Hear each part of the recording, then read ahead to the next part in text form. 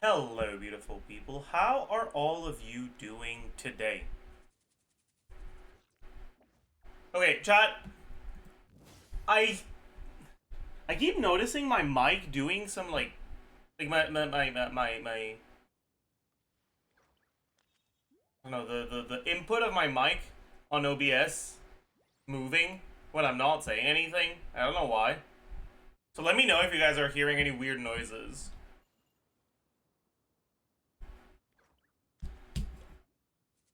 Cause yeah, I don't know, yeah. Look behind you. I mean, new mic? No, it's the same mic, so I don't know why it's doing that. So far, so good? Okay. Pop. Hopefully, Mr. Streamer exercises duty to go vote today. You think I would go vote before work? Bucko. Listen, alright? I'm all for being an upstanding citizen and all, but, like, there are limits. I'm going after stream.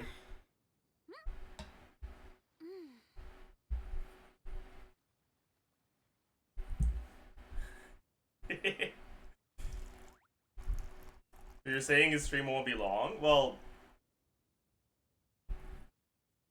it closes in like 7 hours and a half. So it doesn't mean it's gonna be short. But I guess it won't be that long. Anyways, of course we start with a fucking exercise redeem. I hate you guys so much.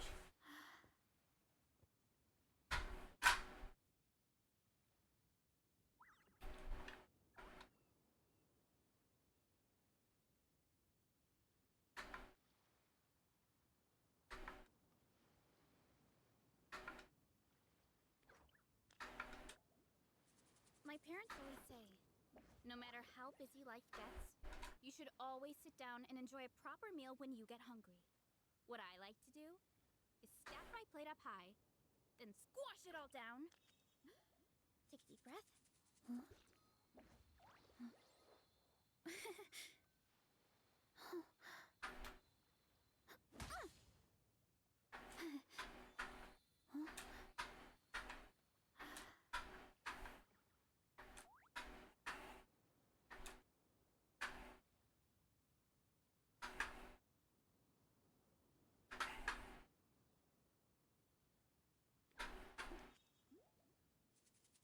Strength is one of those things where you gotta use it or My form was kind of ass on this one. So, wanna train with me sometime?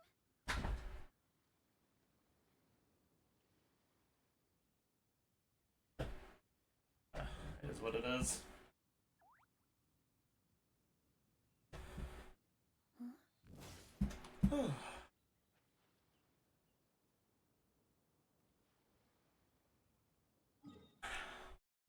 Ooh. We're almost capped, chat.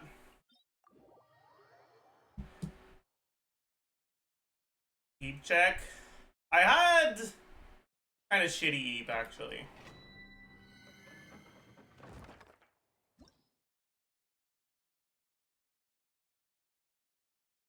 Do you get stopped by the police again? No. I went running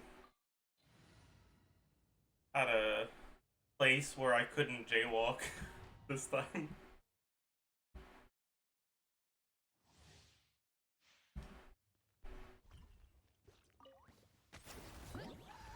Burn it down! Let's move! Red from the sky!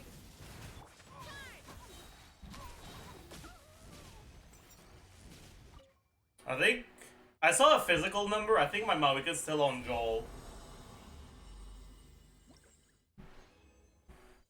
Oh, free lock? Maybe.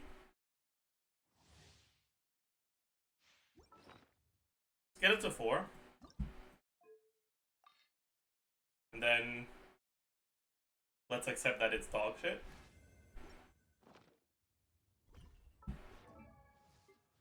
Let's Joel it up.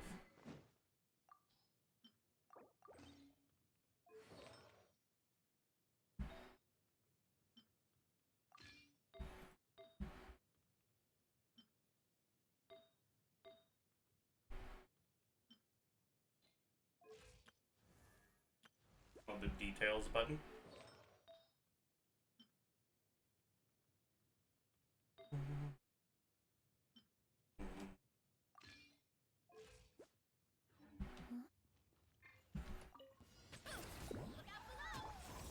Did he get in trouble for jaywalking? Yeah, I did. 2 days ago.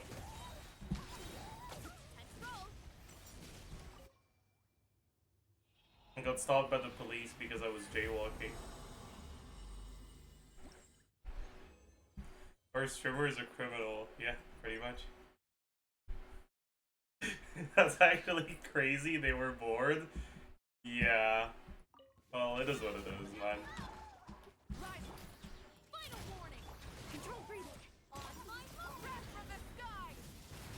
That happens. Yeah, I actually... I'm gonna be honest, I did not know the police would stop you for jaywalking.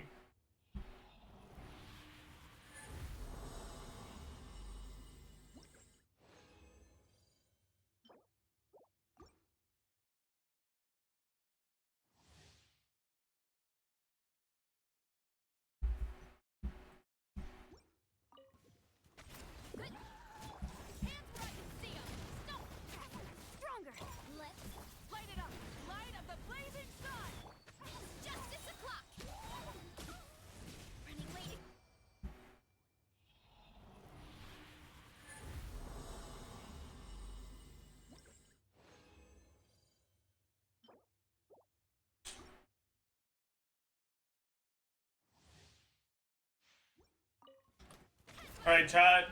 I know I shouldn't be doing this. I know that it's long past time I accept that I'm not gonna get any fucking improvements on this set. And I actually start farming for Mora, which is actually gonna be useful for me. But like, man. Double trash. Crazy. But gambling is fun. Yeah, it is. It is fun. You're right. Is there a new event? How much Mora is there here? If we go do it now. Is Zajef doing event on day 1? What the fuck?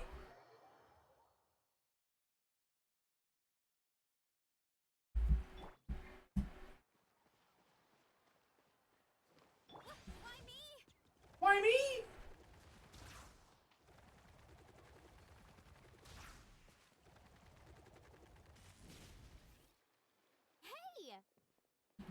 Hey!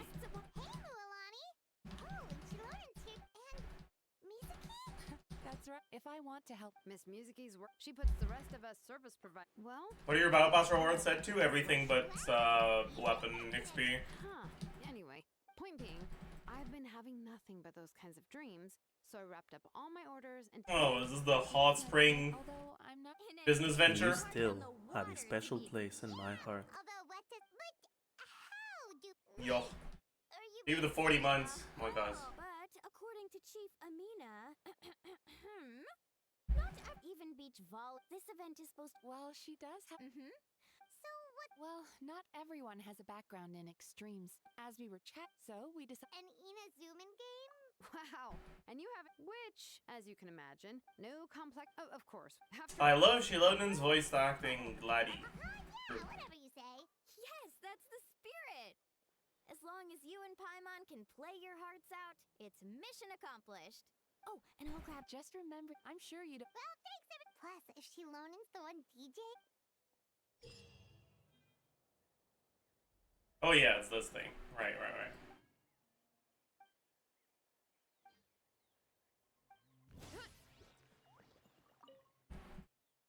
Wait. I thought this was where you started the thing.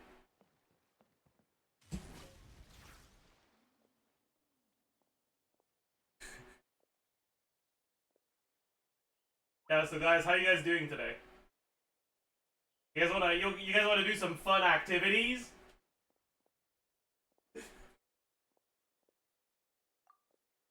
You wanna play some rhythm balls? Required elements. Animo, Pyro, Electro. I mean, I guess let's just fucking use trial characters. I don't care, man. Not like it matters. I don't care about the gameplay rules either. We'll figure it out.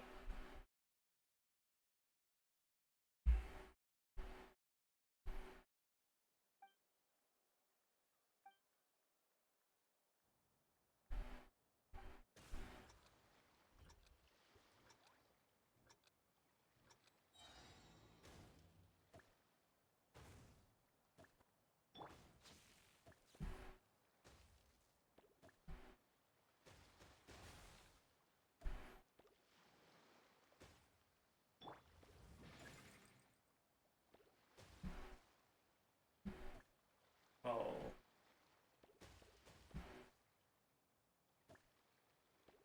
What? Okay, there we go. What the? Oh. That's what the buff does. I see. Well, that's kind of unfortunate.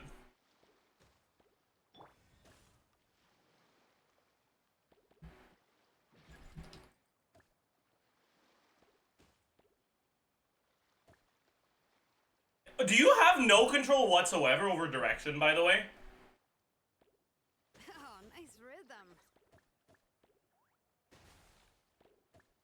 Like, you can't hit at a certain angle to try to force it? Oh, I see. You have to move. Right on the beat.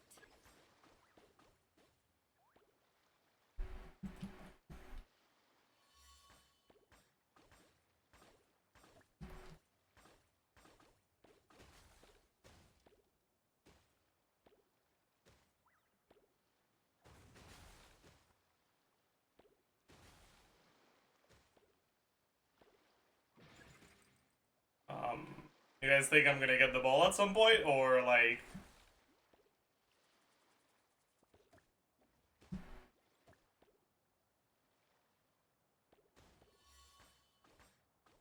Right on the beat.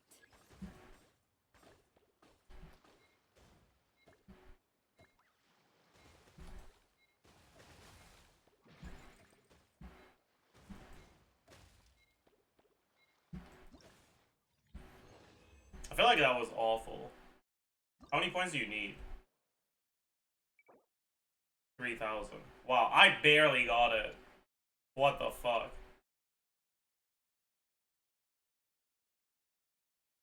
My god.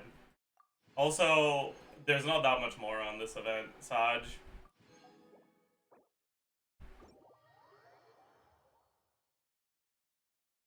Yeah, only 20,000 a day.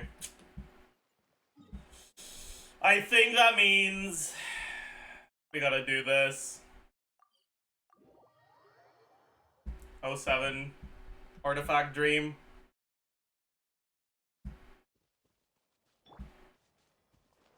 Why me? Why me?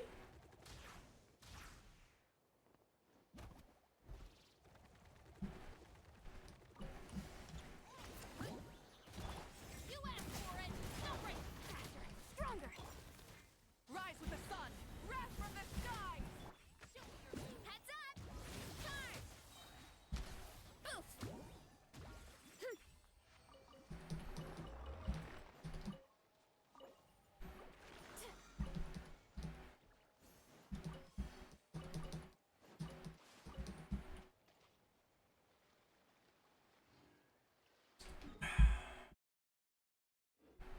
Where is it? Is it up? Why me? Watch out, or you'll get sin. Doesn't seem like it's up. Fuck.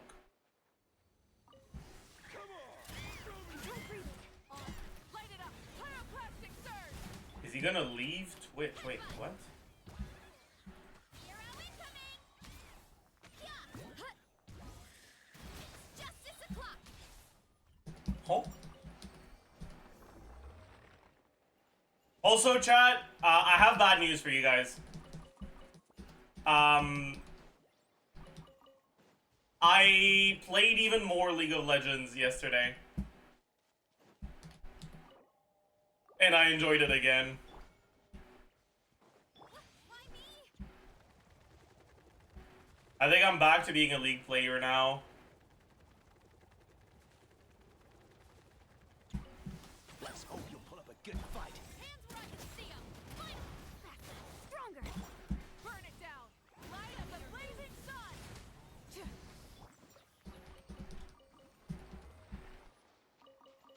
Arena is actually fun though, so it doesn't count. I guess.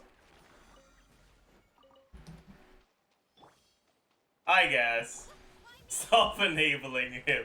Yeah, you guys are definitely enabling me by saying that, but I mean, I'll take it, honestly. Stop right. Control breathing. On my. Let's ride. Try and stop me. Charge. Bro, no fucking shot. Justice o'clock.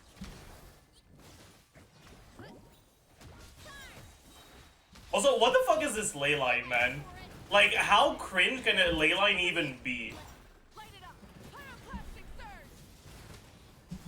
Headbutt. Heads up. It's justice o'clock. My god, dude. Anyways, I've got some bewildering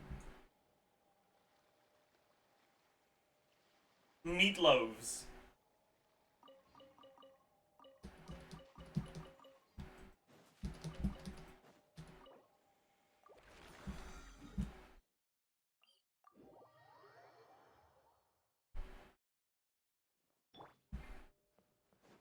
Why me?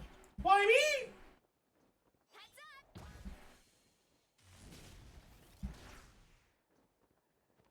Kapow! Stronger. On foot. Rise with the sun. Yeah. Kapow! Hero incoming. Hero incoming. Alright. That's all our Mora spent.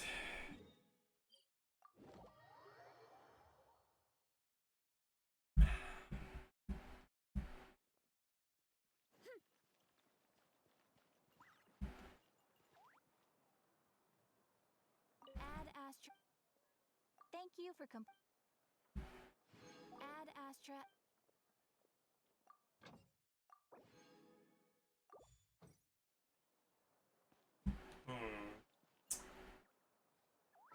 How many books do I have? Like, level up books? Not enough. Okay. Hmm.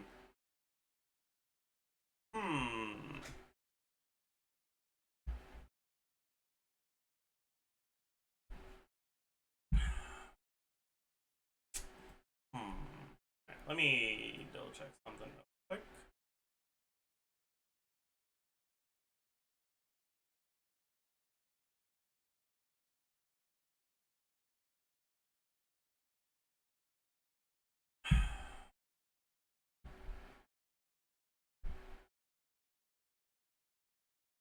Weekly dose of Long Night's Oath number 3. We already lost him. How about we open up the stream with that? Okay.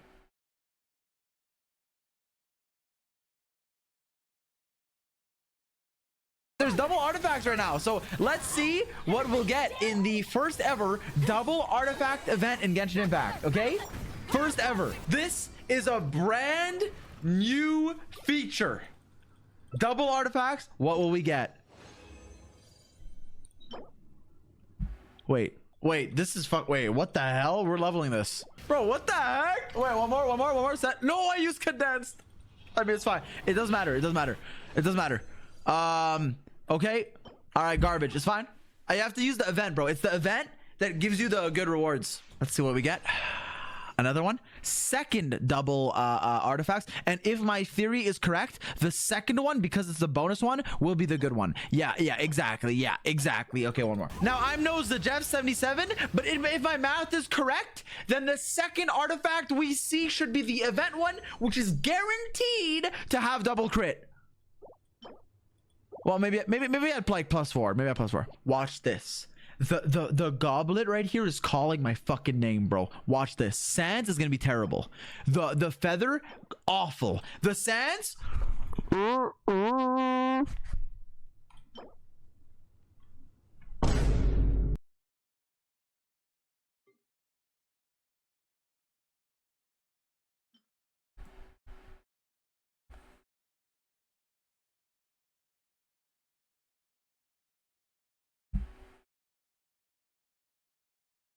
What do you guys think of my off-piece or my offset Chow Goblet? There's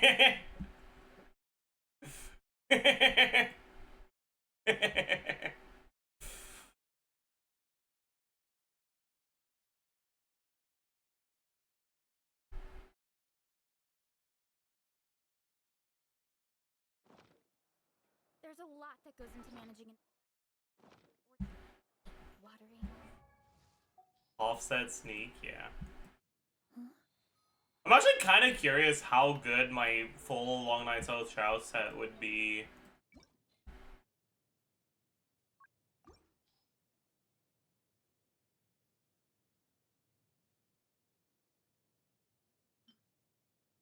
Right, like this is an upgrade.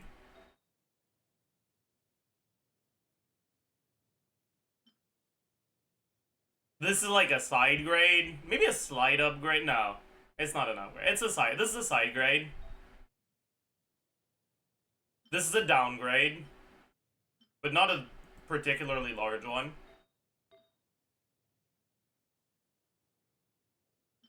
Oh, but I can actually use the crit rate one here, so it's not that bad, right?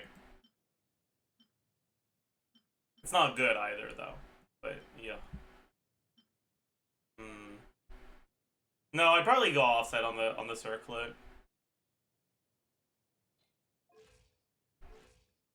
I'm at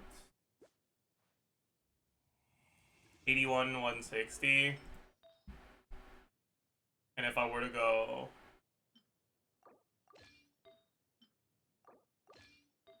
this instead.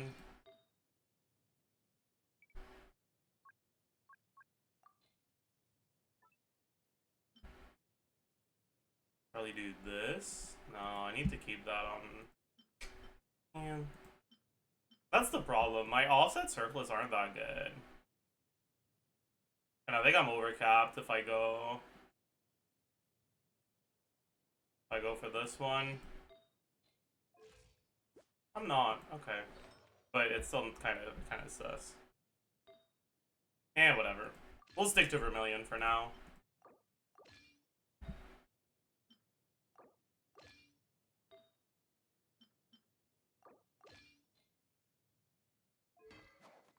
Yeah, we're Omega overcapped on a real weapon. Fertilizing the soil, making sure the temperature is right. But most importantly, you have to keep the fruit in a good mood.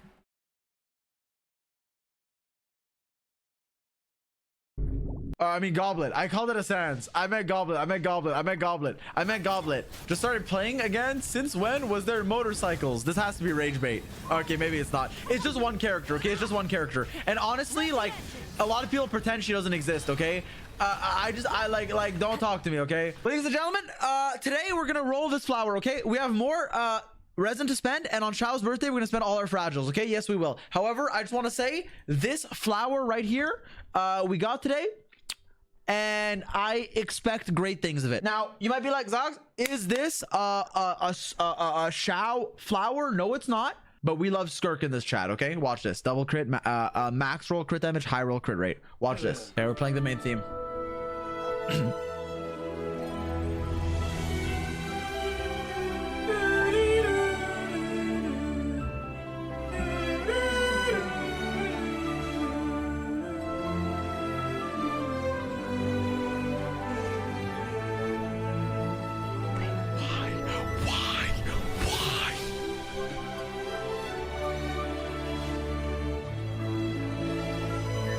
Mel's Kirk, yup.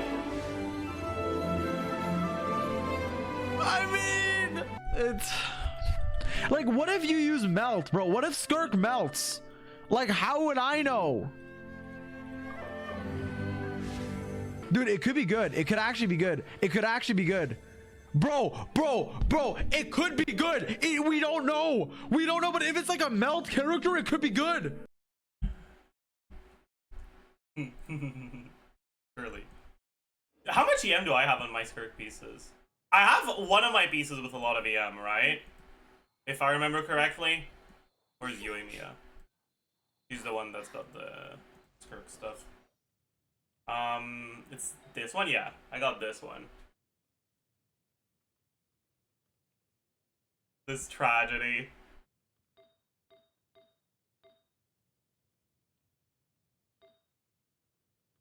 That was rolled on the same day as you rolled that way, really? It was the Melt Kirk appreciation day. It's the same exact amount of rolls and the same stats, just not the same roll value on each one.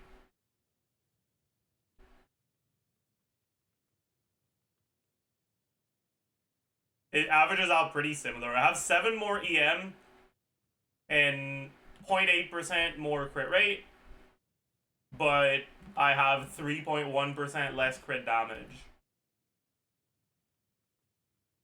So I have 1.5 less CV, but 7 more EM. So they're pretty similar. If I don't need the EM, it's not good, but if I do, it is. Whatever, we're keeping it. It's fine, bro. It's actually fine. That's a clip. +1. Let's spend some resin for Shao. Do you like Shao? I like him more. Okay, we have some resin. We still have to spend all of these. We will. But for now, let's just do a few runs. It's double resin artifact day. So we're going to do that. Okay, second time we are doing double resin bonus, bro. Watch. This is where the good artifacts hide. Watch this. This is an attack goblet. I feel it. Wait. Lock in. Cinema. Look at what we reclaimed, bro. This is the lucky tile. This is the lucky spot. Okay, it's not. The lucky well, that wasn't an attack goblet. Okay, little bro. Fucking RuneScape addict. Like, we get it. Fucking force I mean, that's fine. What if that means if we get a goblet now on that spot, it's gonna be a attack one? Lock in, bro. Lock in, I said. Try and stop me. Bro, I'm gonna watch this. Full throttle. Can we get CC? I got it. The Ziox tile. The Ziox tile never fucking fails. It never fails. Listen, I know it's a cryo set, but it's hydro crit, okay? It could be good for like offset, okay? What if Skirk's ult is like, yo, I do cryo and hydro and void damage every element, bro. So you can technically go hydro. Would an attack be better then? Yeah, but like, wait, the Ziox tile part 3? Cinema. What the hell is she? That could be good, bro. Crit rate attack. Wait. This is making me want to try something.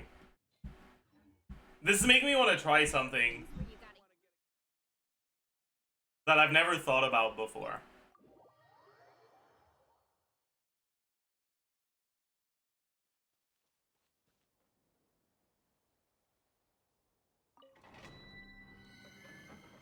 Can you?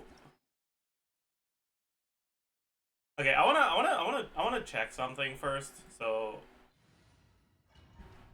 this isn't what I wanna try, but just wait a second. Okay, chat. It'll all make sense in a second. Quick as a flash. Let's move. Light up the blazing sun. Justice o'clock. Justice o'clock. So, can you do it on characters other than Maoika? Yes. Okay. In that case, there's something I want to try.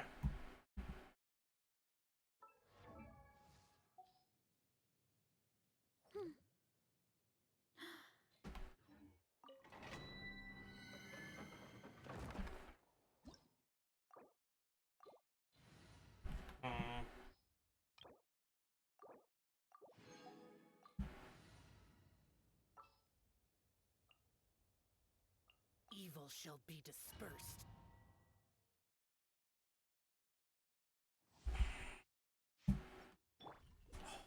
We're cooked.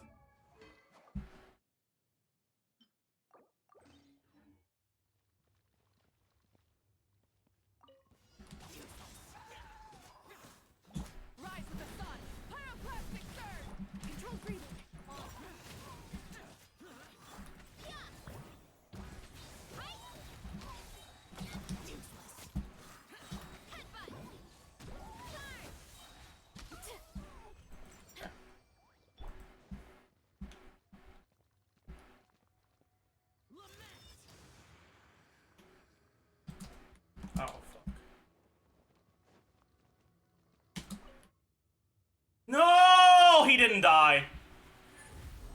I didn't angle it properly. I won't get the luck.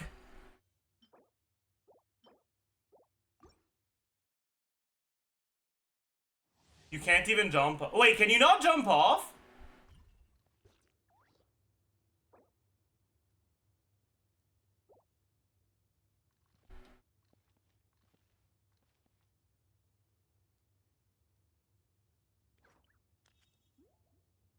That's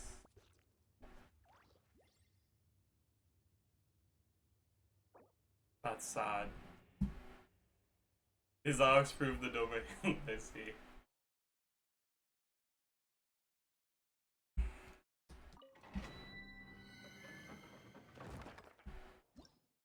You could use Kenichi. Yeah, but that doesn't kill Chao off, you know? It would have to be Chao.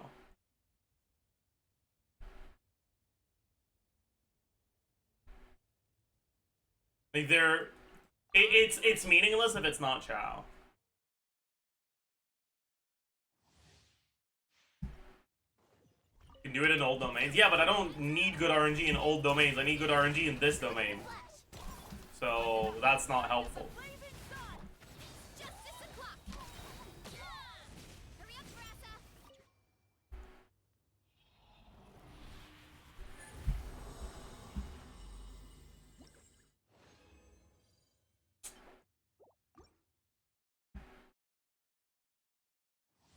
Is the dash not long enough? No, it's just that apparently there's an invisible wall, so it doesn't matter how long the dash is, it won't work anyways.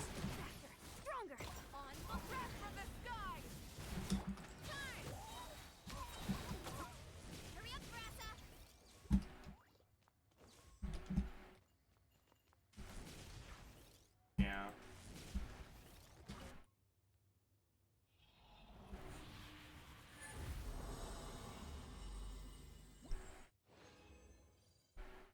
Free lock?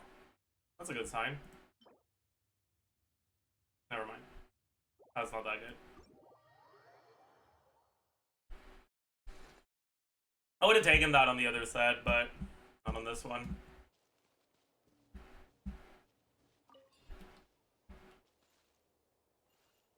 Should we do some animal abuse?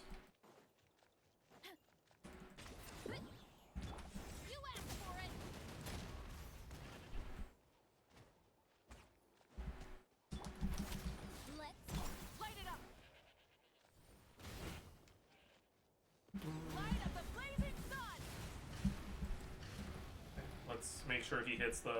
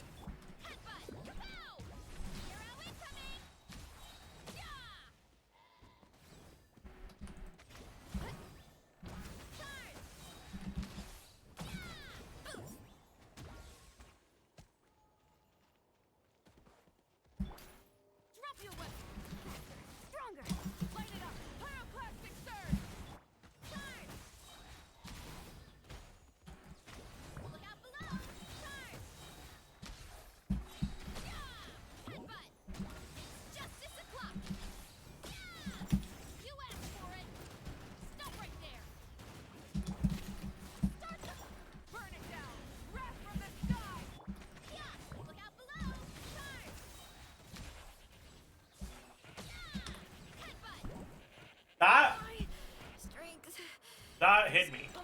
Oopsie.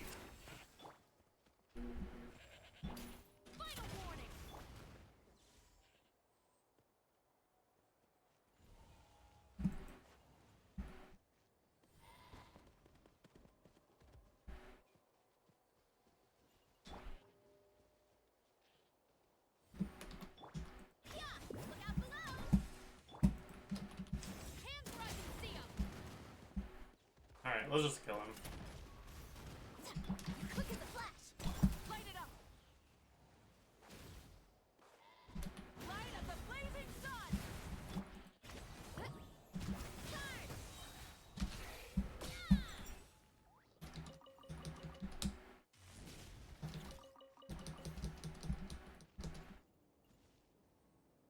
Tuh.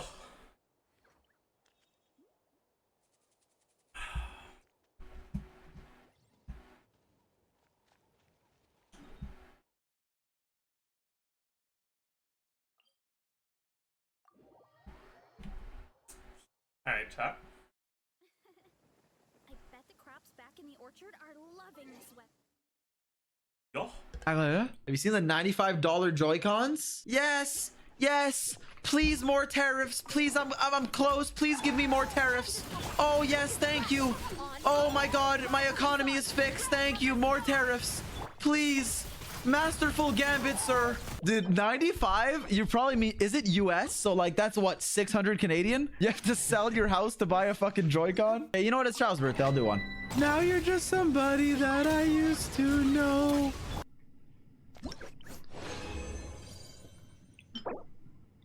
Why is he still in... It's actually, Echoes is still optimal, buddy. So it's still a good domain. It's no longer the Vermilion domain, though. It's the Echoes domain. Boom. Wait, this could be an attack goblet. Wait. A Nemo attack crit damage. It's not perfect, but nothing is. I'm rolling it right now. You think I care, bro? Watch this. Crit damage. Okay, it could still be good. It could still be good. It could still be good. It could still be good, bro. One bad roll. It could still be good. It could still be good. It could still be good. That's alright. It could still be good. I mean, attack is fine. I mean, it's not amazing, but it's like usable. That's good. Why is bro complaining? Why is bro complaining? Fine. It's not amazing, but it's okay. Attack Goblet's like slightly better, about as good on this set. Depends on your team, usually slightly better, but like, bro, it's good, bro. It's good. It's okay. It's fine. You know what? Fuck it. I'm gonna roll this other piece we got off stream. Well, I got off stream. Okay, this is a piece that I got blessed with because I wasn't streaming to you guys. Okay, I just got HP. It's double max roll crit. Just show me the money, okay? Just put the rolls in the bag. Give me crit. Please, please. I don't have a good feather yet. So... I can't even trigger fucking scroll here. All good. That's fine. I mean, whatever. Fuck this game. Okay, I'm playing a real team. That abyss has destroyed all of my will to like have fun. I just want to get a good artifact, bro. Like I deserve it. I deserve an artifact, bro. I was resetting abyss for like legit 4 hours in a row. What the fuck is wrong with me, man? Dude, like I literally activated C6 Bennett and I didn't even make it hype. Like it literally was just out of tilt. Pyro Plunge Shao. Dude, wait, you're cooking. Do HSR 4 stars? Yeah, nice try, buddy. I mean, you could do HSR. You could do like 4-star carries. Yeah, 8 4 stars. I don't know about that one. In fact, I know about that one. Shui. Okay, I was literally thinking if I like, what if I did a 4-star clear in Star Rail? And I'm gonna be very honest with you, Shui was not one of the carries you would use. It's like March 7 Hunt, fucking QQ, and like fucking Sealy, and then you call her a 4-star. It is not a Shui angle. What the hell? Not again. Hard being an EU viewer. Okay, this is for you. This piece is for all of the European Union. Okay, this next piece, the one on the left is EU, the one on the right, America. We'll see who wins, bro. EU, you got an attack circle with no stop stats. America, a crit attack. Like look at that, bro. One for Asia frogs. Dude, my Asia account literally has the best artifact rolls in the fucking world. It's like 86 times better than my main. It actually makes no sense. I'm not saying it's the server, but it might be the server. Okay, this is the one. I feel it. Because we've actually been abnormally unlucky in this domain. Like usually at this point, I have like a decent set. I still don't. So I feel like we're owed something, no? That's gambler's fallacy. It's only a fallacy if it doesn't work, buddy. It's investment if it works. Get it twisted, gamble. No, but I honestly really... Okay, wait. This could be a miracle piece. Look, okay, for those of you unaware, I just reset Abyss for like 5 hours straight, lost my sanity and my will to live, okay? This piece could bring it all back. Please. I'm not even gonna wait. I'm just gonna roll it right away. Please, man. Every crit roll I gain, can I get a yep def one strand of hair. Please. I'm not saying I deserve this. I'm just saying I earned it, okay? Actually, no. This This is a 30 ER piece. Activated Trust my me. C6 Bennett today. Something I didn't think I would do at least for like a year, bro. Please. I know what I'm talking about. Trust. Never mind. Well. Oh boy. That makes me feel better, yeah. It made me feel pretty good too. I'll be honest. You know what? Maybe it's fucking English, bro. Honestly, fuck English, bro. You know what? I haven't done Korean rolls, bro. Maybe Korea's gonna bless us. What the hell is this Kanich? Average Kanich experience, honestly. Please, bro, please. That's it so was a real. language issue, please. No, please. Gotta make the quality worse, bro. The worse quality, the better the piece. Yo, boy. lock in. Looks like I'm streaming off my iPad. Oh, no. This is a 2022 Zajef stream, by the way.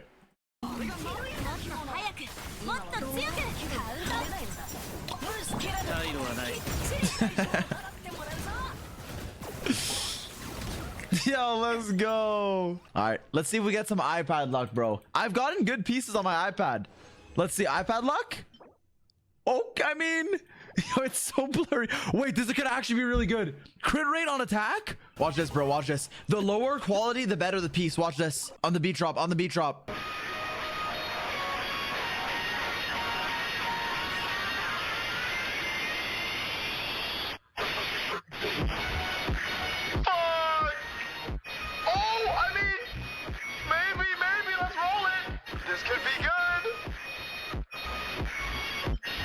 It has crit damage, attack, ER.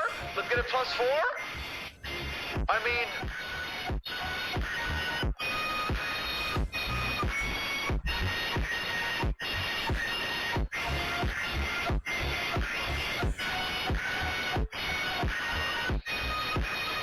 I don't know.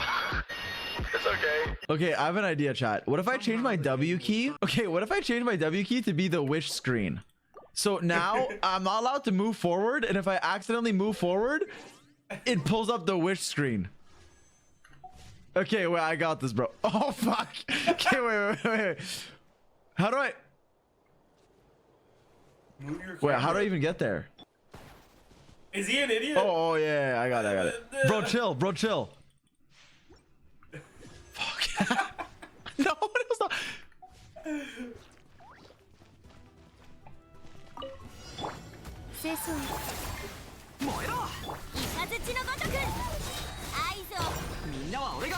Okay, we got it. Why though? Lol? Because that's how you get good artifacts, bro.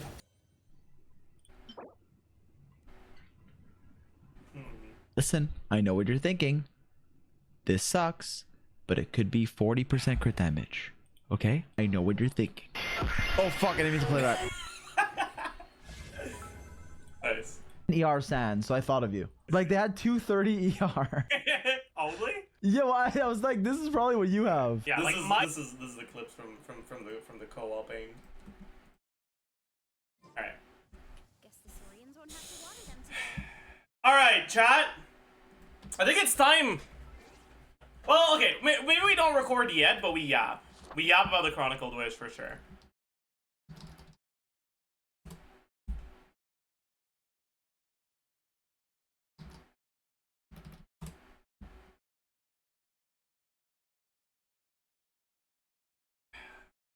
We already yapped a little, but I want to keep organizing my thoughts. Like, okay, so the 4-star banner is kind of underwhelming.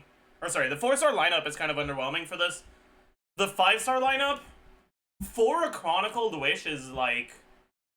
I mean, it's better than what we've had before. But the question is the banner better than a limited rate-up banner, right?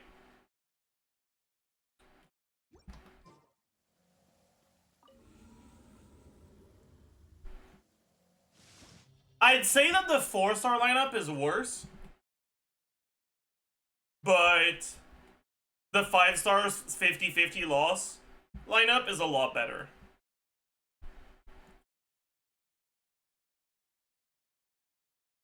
Right, I think that's mainly what it boils down to, right? If you want one of these characters because you like them, and you don't like waiting for specific 4-star supports that you want cons on, going for them on Chronicled Wish is probably better than going for them on a rate-up banner.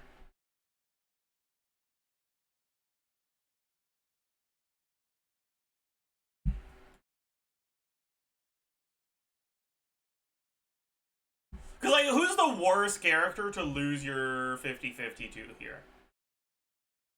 It's either Ito or Yoimiya, I guess.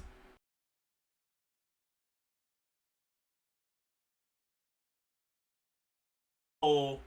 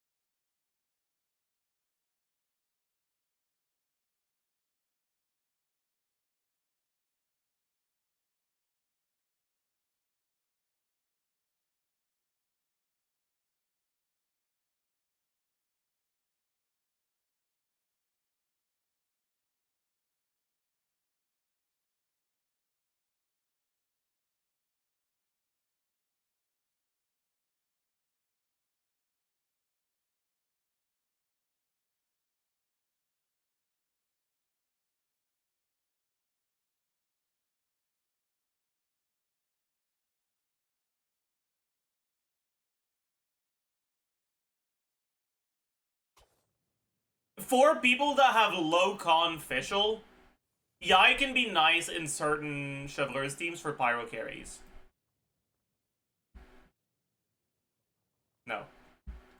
we didn't.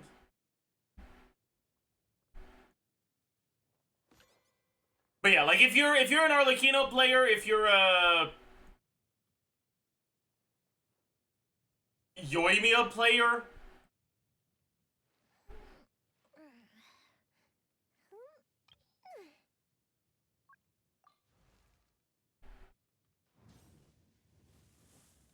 is that the only overload carries that are pyro? I guess, huh? Hold on. Guys, look at Moeko overload since the team has actually has downtime, I guess.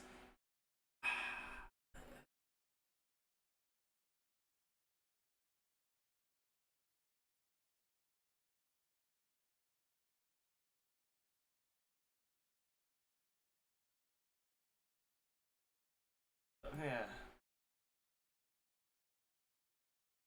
Anyways.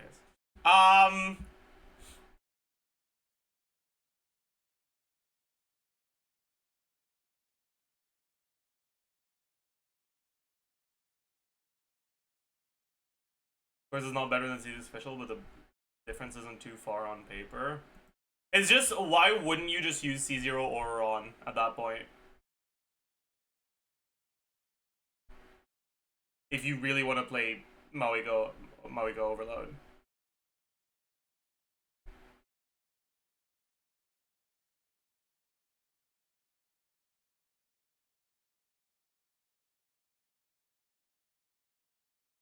Two scroll users still.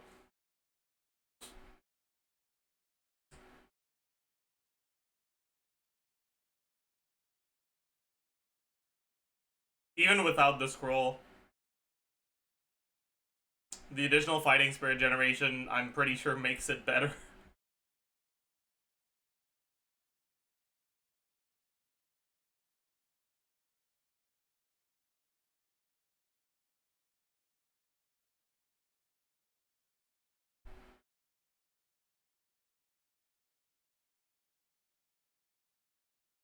It'd be a different thing if Moeko didn't have a way to extend her field time in the overload teams, but she does, right?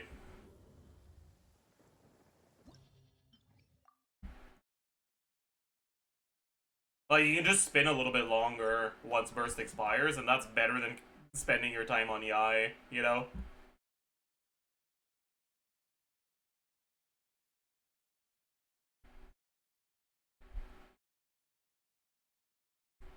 Get an exercise redeem. Ugh.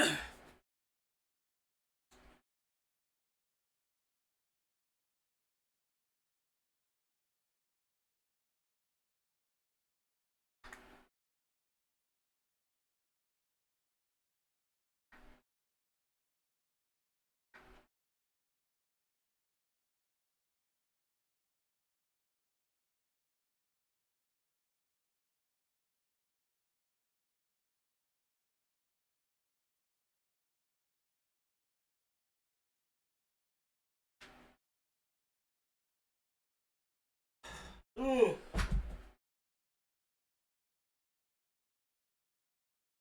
So it's fucking negative, I could never. Yeah, it's only for the last one.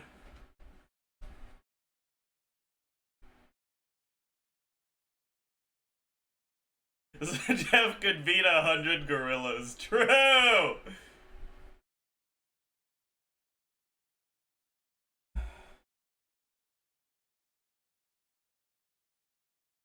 Only 100? Yeah. I'm not in peak form yet.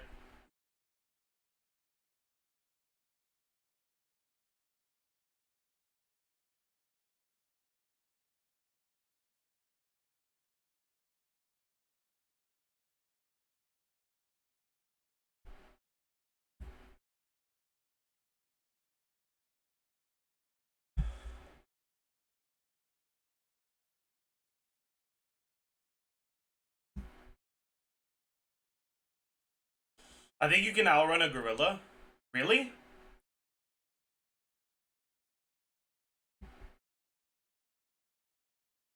No shot a gorilla's sprint speed is lower than a human. Like, sure, you have more stamina than it does, so if you're the one hunting it, you can tire it out. But if it's the one hunting you, that's not how that works.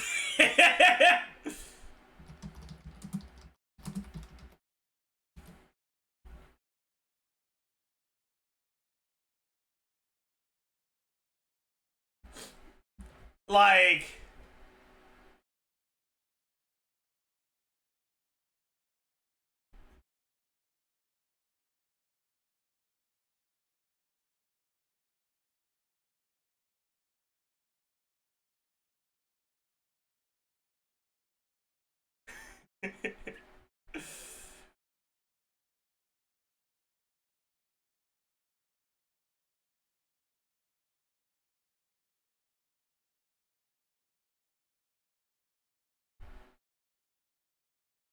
Doesn't gorilla use a lot of stamina meter when you charge attack? True. Like, okay. I do think that 100 people could beat out a gorilla if they use... If they do it smartly. But they actually need to tire it out, and multiple people will die, and they need to work together. Like, you can't avoid the fact that the gorilla will kill the first few people it targets. But you can probably tire it out.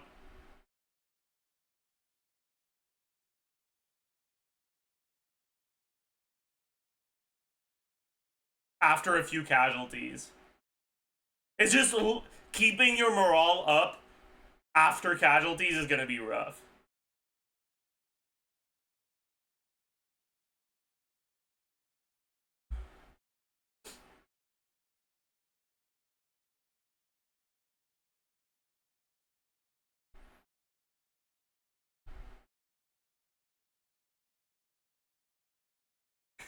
Why are we talking about guerrilla warfare? I mean, you should use guerrilla warfare strats, that's true.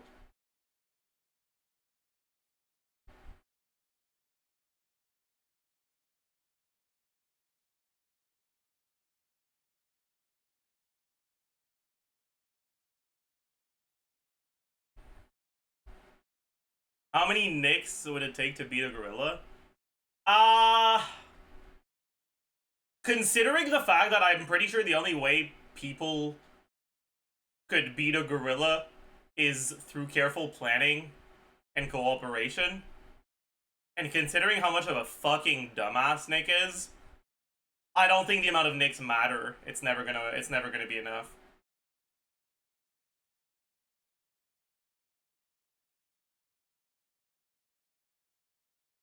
If you're doing a competition instead of a fight, Nick might have a chance, depending on what the competition is. As long as it's not playing Genshin Impact, because the gorilla would win that too.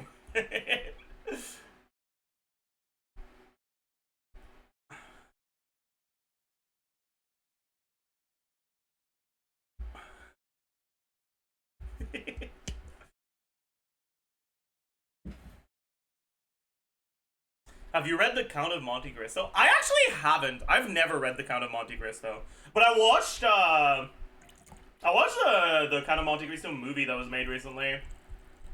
One of the many, many adaptations.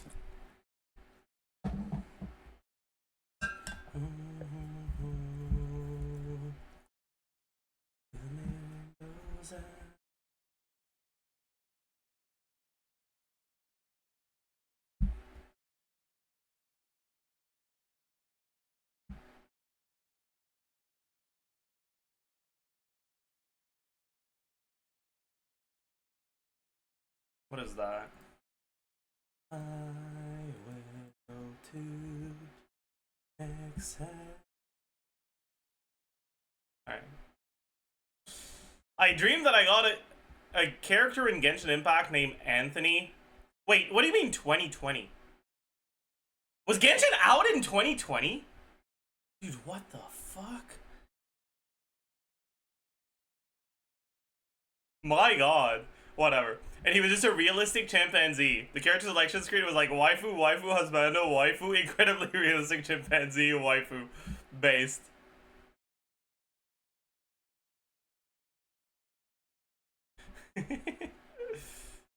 Based.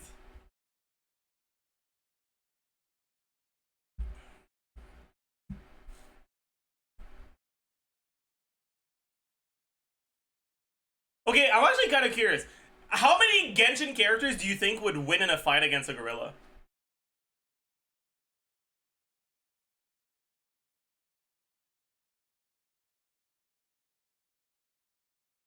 With vision? Yeah, including vision. All but Daya.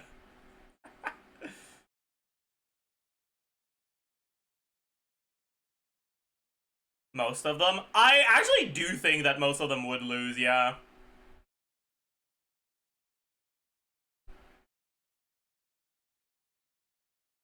Like, if Anthony was... okay, no. If there was a gorilla, like just an outright normal-ass gorilla, released as a character in Genshin, where would they rank in the power rankings lore-wise of Genshin characters?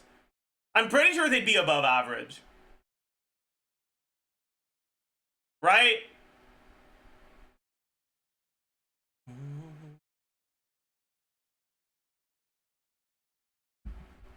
Because there's just too many normal-ass people that are playable characters. Like, what the fuck is Kachina gonna do?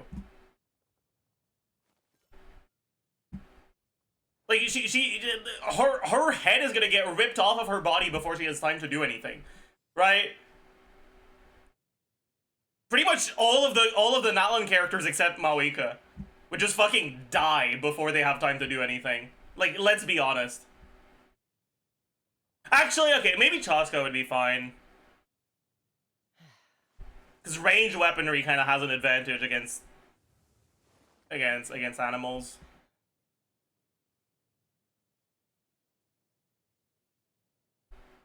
He isn't allowed to use the drill. I don't think you realize that a gorilla's arms have more reach than her weapon. It doesn't matter that she can use it, she won't hit. She won't get in range to fucking do anything. Yeah, Knight kind of does have some sort of range advantage as well. So maybe Knight should be fine too. She uses a polearm. Okay, here's the thing though. Weapon size is affected by character size. What shall we do? Look at the size of this polearm. Look at the size of this polearm. Okay, so like, I'm sorry, but Kachina ain't fucking reaching a gorilla with that toothpick ass polearm. Okay?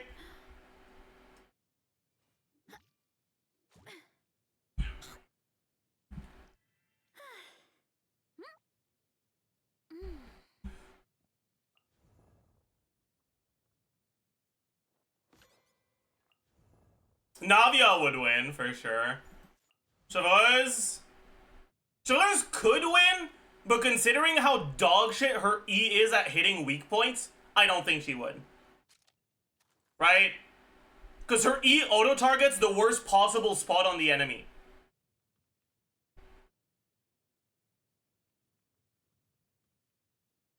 So like, okay, congrats, you're gonna shoot a bullet, you're gonna inflict a flesh wound on a gorilla, and by the time you're done reloading, you'll be dead.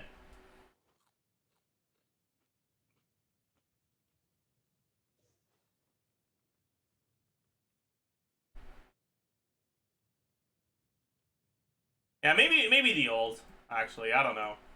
Didn't you say lore-wise? Yeah, but gameplay is indicative of lore in some instances. Right?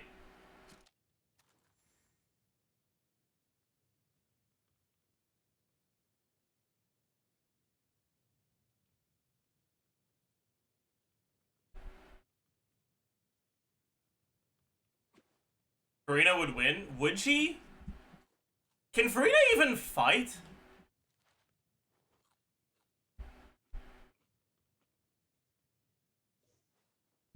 No?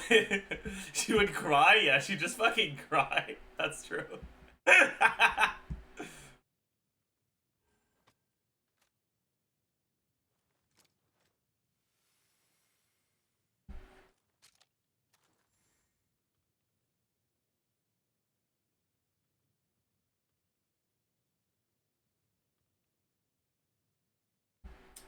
Okay, let's go through them one at a time. Veresa would lose. Yansan would lose. Yume Glorp Glorp would lose. Lanyan would lose. Malika would win. Sitlali would lose. Chaska has a chance. I think she would win. Oron would lose. Chilonen would lose. Kinich has a chance, but I'm not sure if he does win.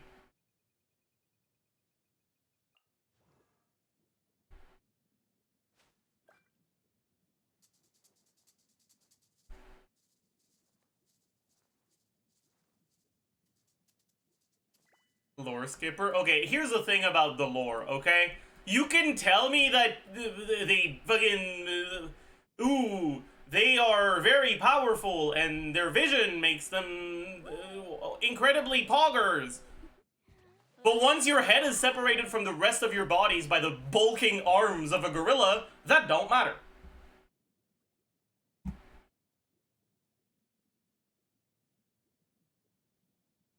Once your skull has been crushed and you spill brain matter everywhere, it doesn't matter.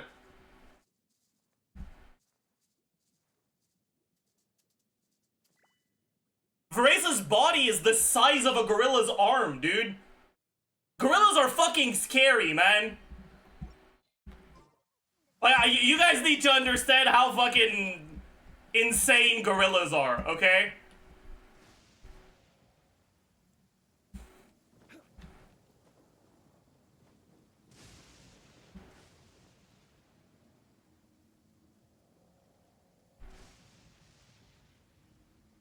Veresa photo Lawatral though? Okay, I don't know how much of a hot take this is, but Lawatrals are fucking baby piss pants, stupid, dumb, worthless compared to gorillas. Okay? Gorilla Glazer, yeah. Like,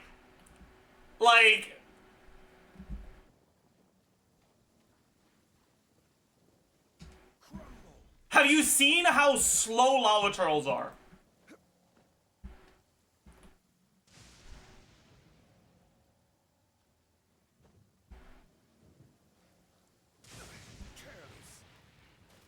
Sorry.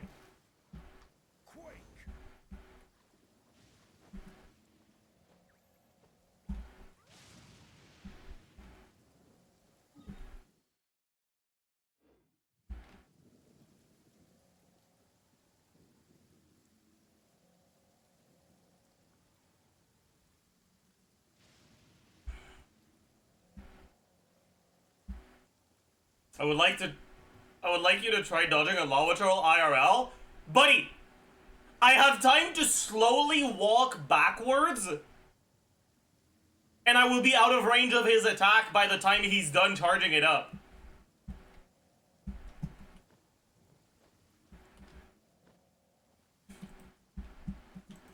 A gorilla would kill a Lawatral before the Lawatral has time to do a single attack. The gorilla would kill the Electro Lawatral before it gets its Electro Shield. Okay?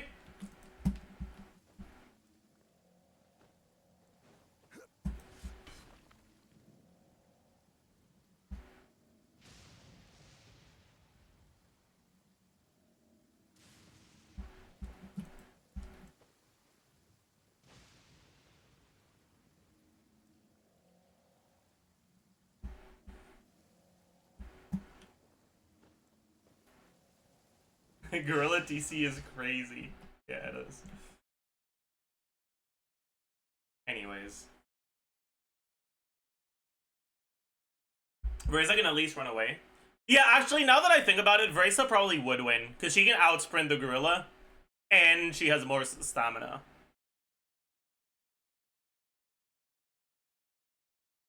But is she smart enough? I don't know. I haven't done her story quest, so I don't know how smart she is. She doesn't give off vibes of being particularly smart though. So I feel like she's not, but I don't know.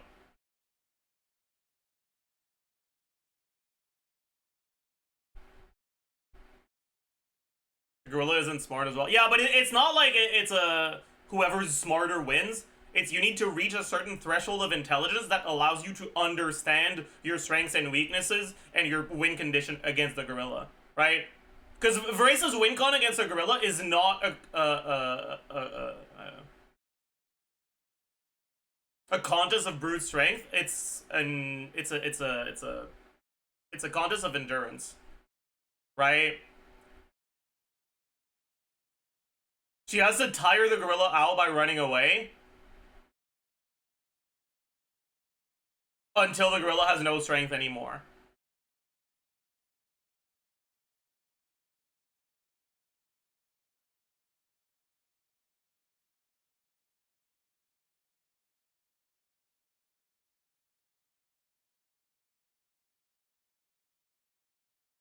Verza has a lot of experience wrestling animals though. Okay, but Tevat animals and real life animals are not the same. Tevat animals are fucking little piss babies.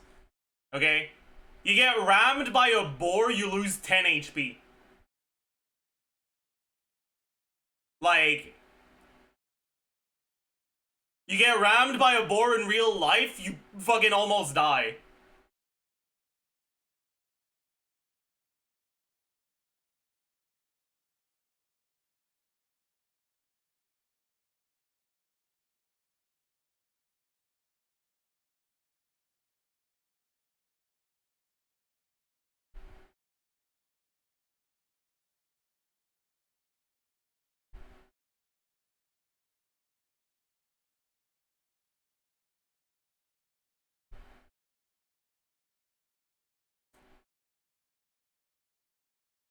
Like, if the boars in Genshin were like real life boars, I wouldn't be able to do my daily pee because I'd die on the way to the fucking swarm of boars that spawns and runs at you like here.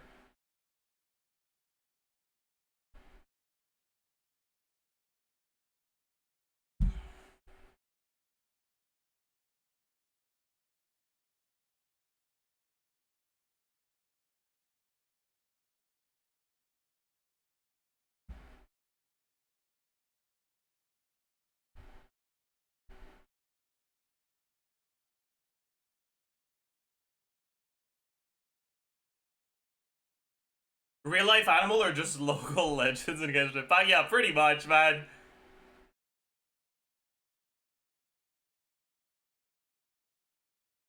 I feel like, unironically, real life animals would be on the level of local legends. In terms of, like, how scary they would be, and how dangerous they would be.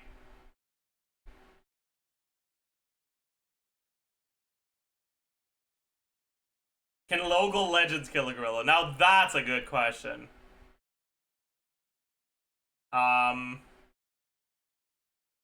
Who wins between the peak and a gorilla? Ooh. I think the peak wins.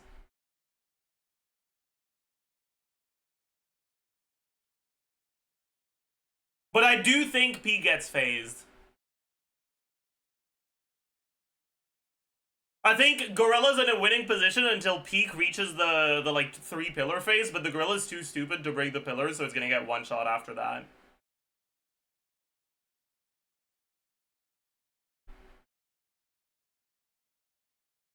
True.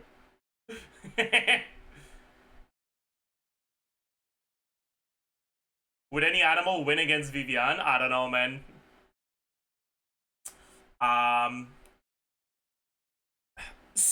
I mean,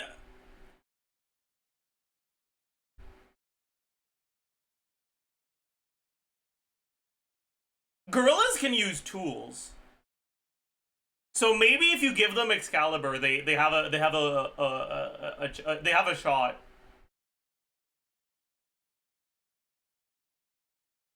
True and real.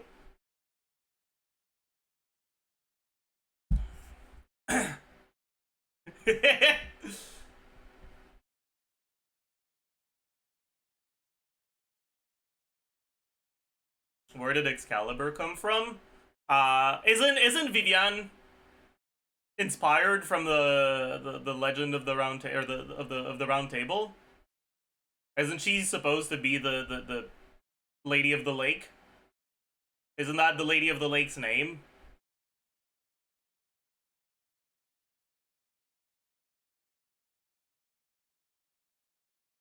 Chad, I'm not a lore skipper, okay? I know these things.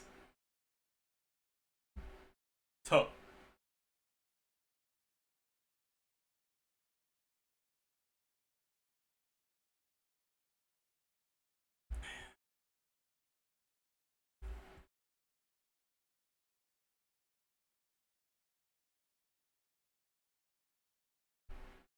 That's IRL lore, true.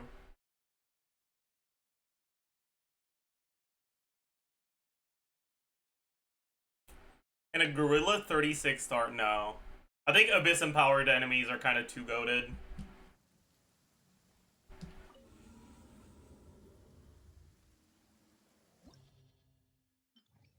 Gorilla doesn't make it past Chamber 1. How many gorillas would it take to kill a Tulpa, do you guys think?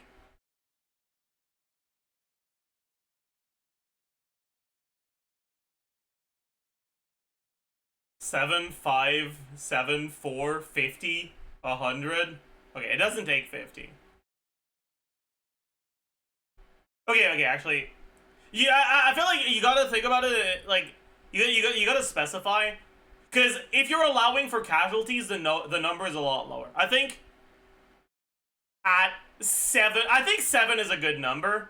Where at 7 gorillas, the Tulpa dies before the gorillas are wiped out, but multiple gorillas will die.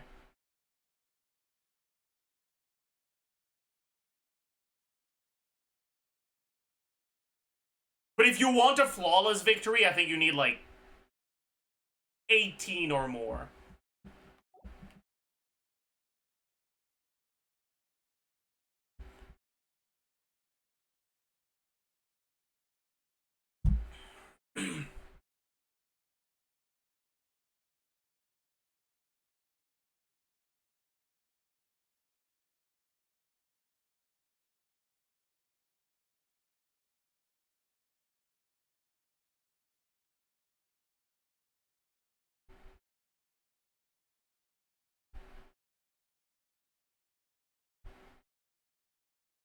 Anyway, why are we DCing gorillas anyways? Why not?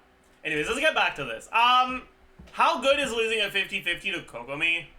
Dude, honestly, I feel like it's not even good anymore, man. Kokomi is a character that got so much worse with time. The abrupt fall of Nilo teams in general.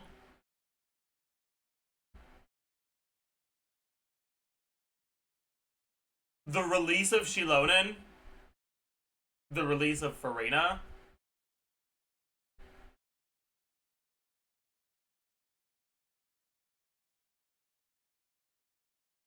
Nowadays, pretty much the only Kokomi team that feels like it's worth playing is Mono Hydro, but it gets so much better with Escoffier. And with Escoffier, you have a healer, so you don't need Farina, or you don't need Kokomi anymore.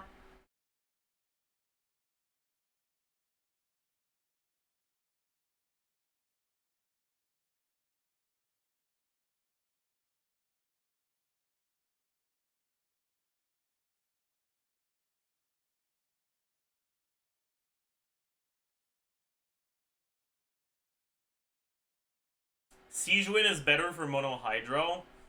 Eh.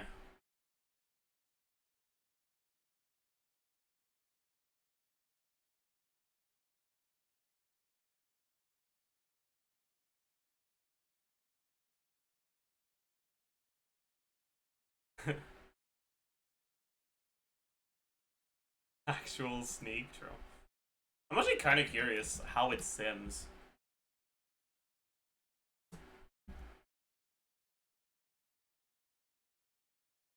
So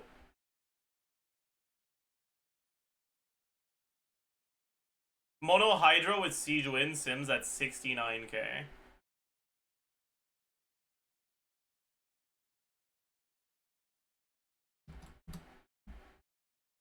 Mono Hydro with Kokomi sims at 86k. But I guess there's no... The Kazuha version is at 78 still. Huh.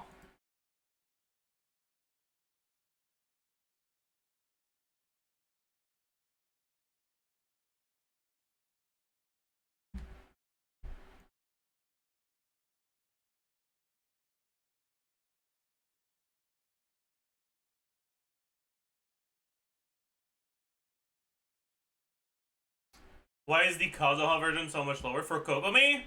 Because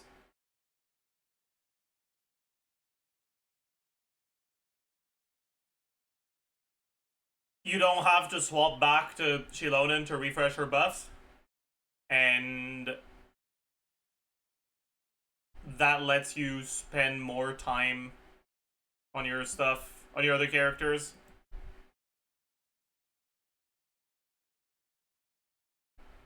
Actually, no. That's not even true. They're going back to Shilonen anyways. Wait, why then?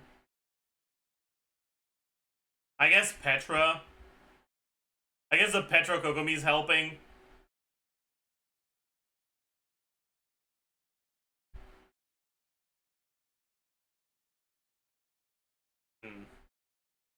Probably just slightly differently optimized. Oh well.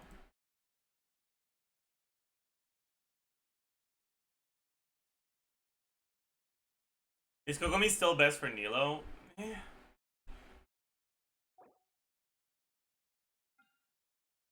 The thing about Nilo teams is that as long as you have Nilo and Nahida, the specific units you use on the rest of your team don't matter nearly as much. In AoE scenarios, pretty much any Hydro character you use is going to be fine. But in single target scenarios, you kind of need the damage from a character like Xingqiu or Yelan.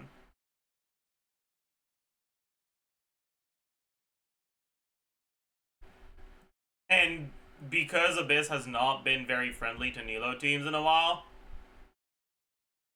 Kokomi is kind of ugh.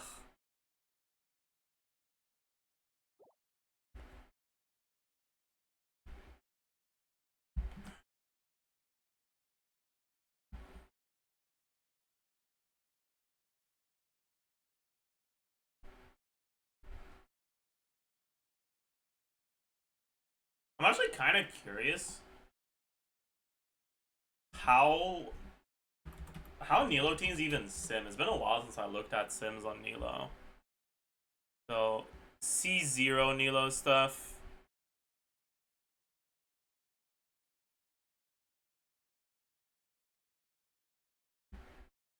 Okay.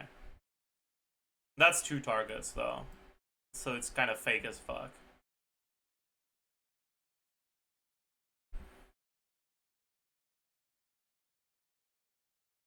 What's the highest? Yeah, this is probably assuming perfect stuff for Xingqiu orbitals.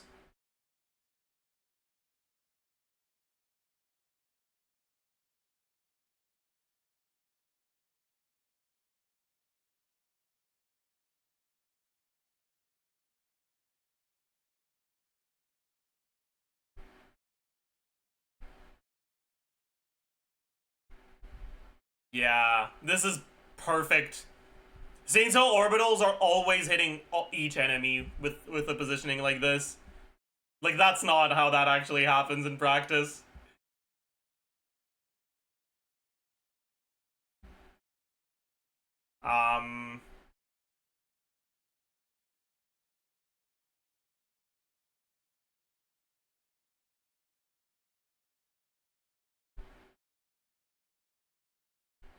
Like, I don't mind looking at a 2 target config, But it can't be a 2-target config that uses Syncto and that assumes perfect AoE on Syncto. That's too cooked. Like, you're asking for too much with that one.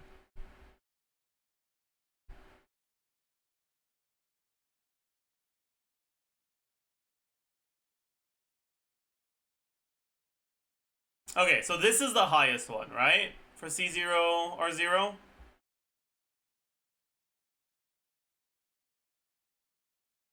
And in AoE, you're at 75k per target.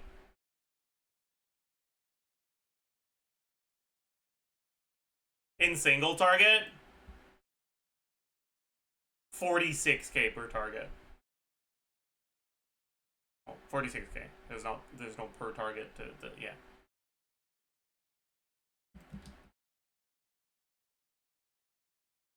But like the biggest problem is that even in AoE, right? 75k isn't, it's not really that good anymore.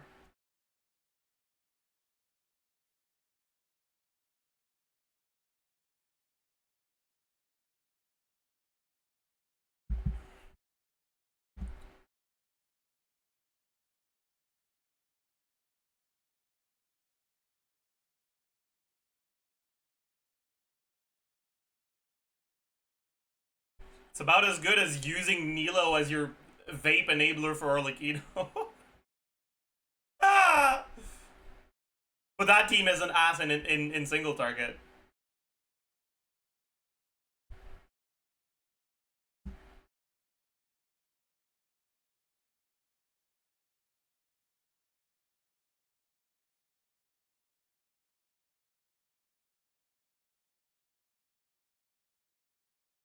What about Nilo R1 teams?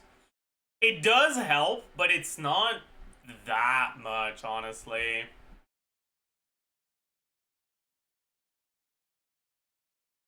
Right? Like...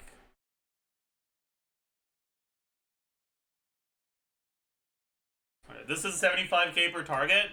If you give her... Oh, if we don't have Zyphos, the requirements are gonna change and we're gonna get some problems, aren't we? Can I just say key? Probably not. But I don't know if that's how you write it. It is. Okay. Yeah, I think we're encountering minor energy problems, but not enough for it to give an error message. But this is now, what, 85k instead of 75k?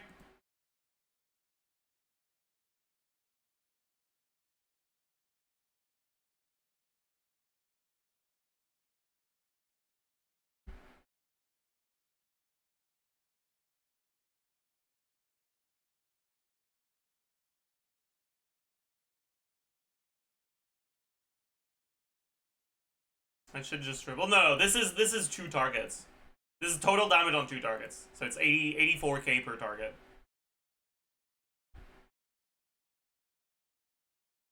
But like...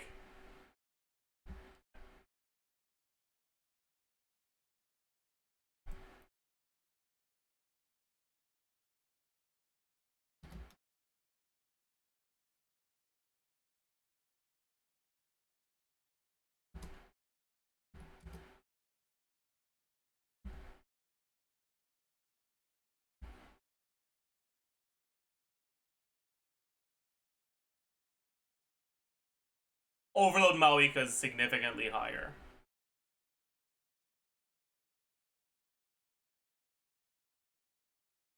Candace Malika is higher.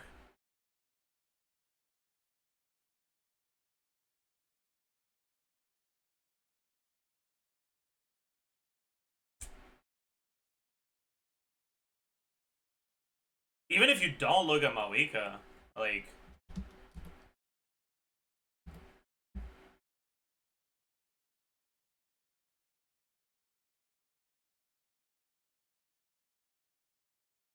That's... weird.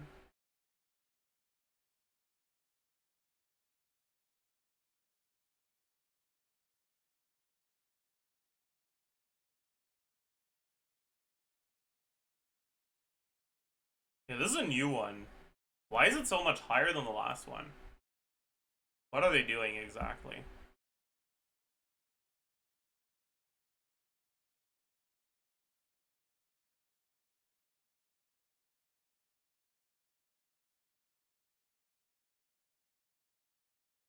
They're not changing that much. Just adding a charge attack. But I guess maybe that charge attack lines up procs better.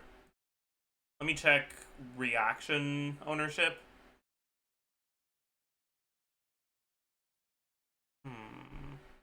Oh. That's weird then.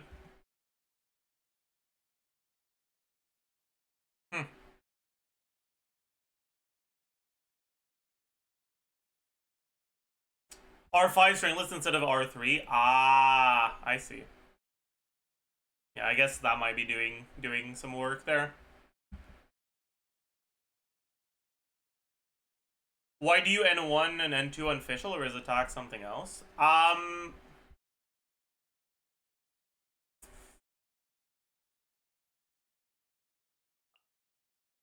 show you.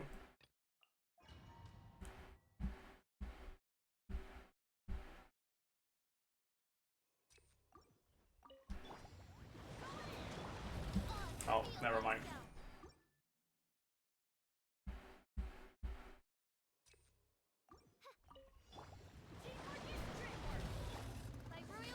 So, we're hitting for 5.7k.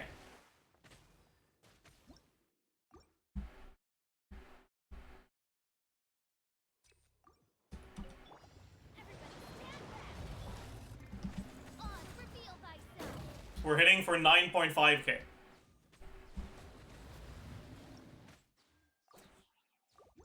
Bennett's attack buff doesn't apply as soon as you swap. It applies at a set interval of about once per second. And Fischl snapshots her stats at the start of the cast animation. Which means if you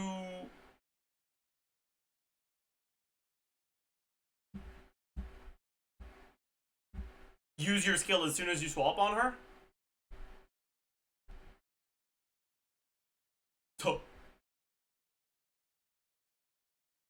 you get cooked. You snapshot your stats before you get the attack buff.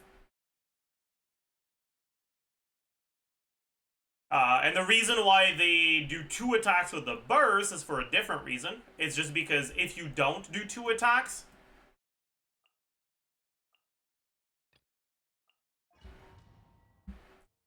right? If I do swap the official, use burst, and then try to swap out, I fly on Oz a little. But if I do 2 attacks, I can swap out instantly. Basically, because of swap cooldown, if you don't do 2 attacks, the only thing that changes is you lose the 2 attacks. Instead of spending time doing 2 attacks, you spend time flying on Oz, which doesn't do anything.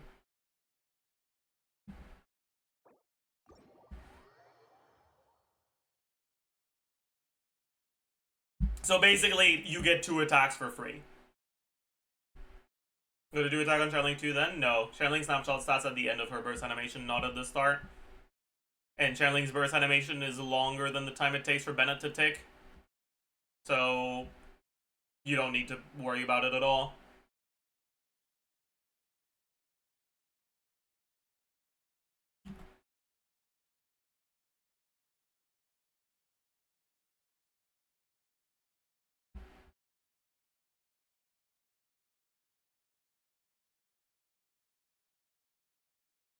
If you use the unsung, would you still N2 because of the bug? I don't think it's a bug, but also, no, you wouldn't N2. If you use the unsung, you would immediately burst and you wait out the full burst animation.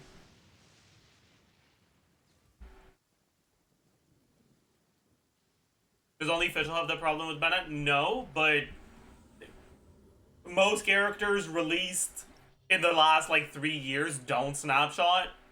So it's not a problem that matters to them. But Fischl has the problem, Beto has the problem. Who else even? Snapshots at the start of their animation.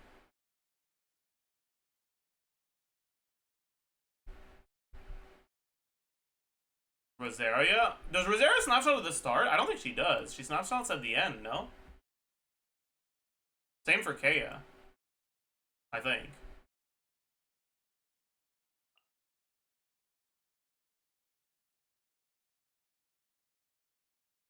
I mean, I'll double check, but...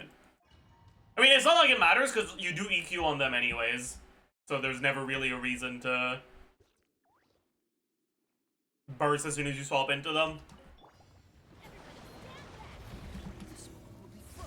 Alright, so we hit 9.8k. And if I wait...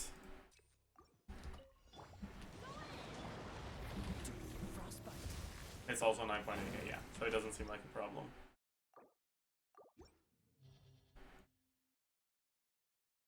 Oh yeah, Lanyan can have that problem, right? Although, against Tulpa, you actively want the problem to happen. Because your shield is tankier if you don't have Bennett's attack buff, but it's Hydro infused, than if you do have Bennett's attack buff, but it's Pyro infused.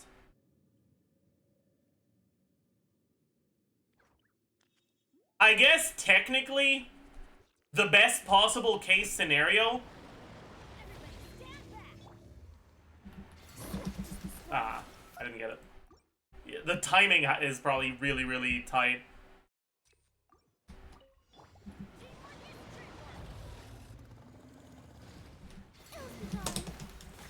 Yeah, there we go. This is the best possible case scenario. Hydro Infusion and Bennett buff. But in order for that to happen, you need the enemy to trigger a reaction on you to wipe away the aura. But if you do that without your shield, you're gonna get one shot, so you have to use burst iframes for it. How big would that shield be? On a fully built TTDS Lanyan, we can take a look.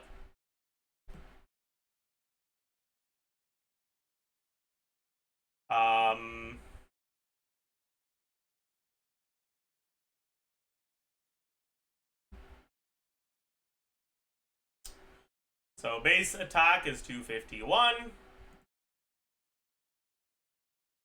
251 plus 401 from TTDS. Attack percent is 24. Let's say you go triple attack. Let's say you get like 40% from subs, because attack is pretty much the only stat you care about. Flat attack, Aquila Bennett. We can do a bit more flat attack from subs, because you can go out of your way to look for flat attack on an attack percent piece.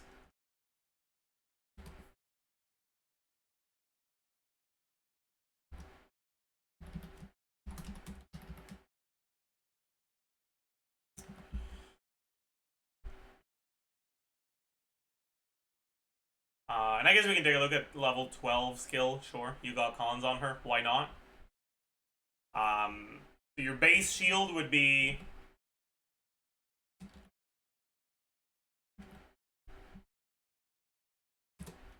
$22k. And so you would be able to mitigate 57,000 hydro damage. Oh yeah, I forgot Noblesse. And let's say you get Power Resonance too.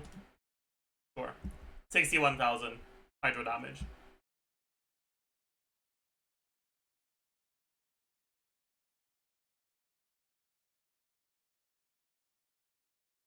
Was a C2? Yeah, that's without any shield refreshes from C2.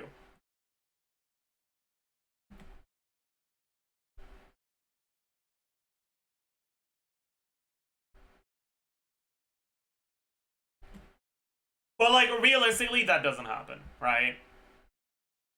And also, actually, if you really want to go ham on it, you can take a look at maximum shield.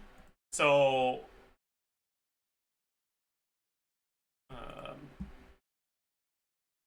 highest attack would be... Would it be Crane's Echoing Call? Probably, right?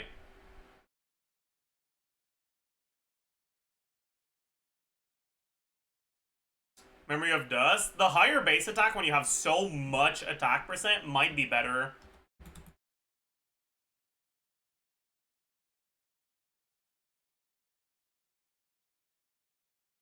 Memory of Dust would be ass.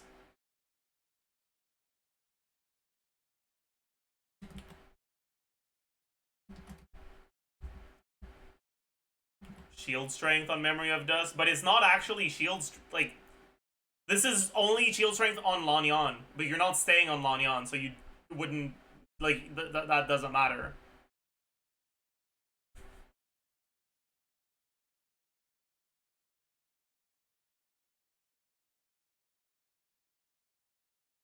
And you also don't get to stack this. Anyways.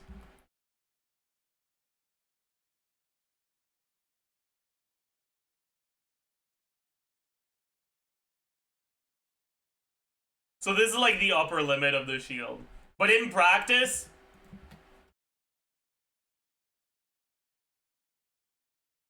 you don't get the Bennett buff, and you're on TTDS.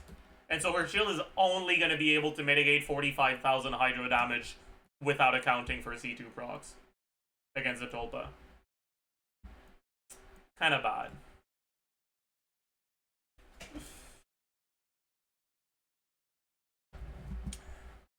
Only.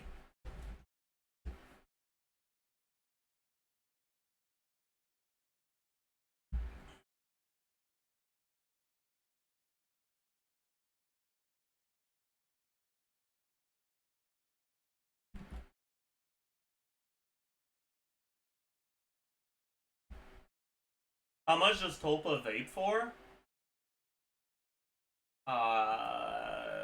It's like 12k base? I think. No, it's more than that. It's like 15k? 16k? And then if you let it absorb a mini Tulpa, it's like 50% more? 13k on my Bennett.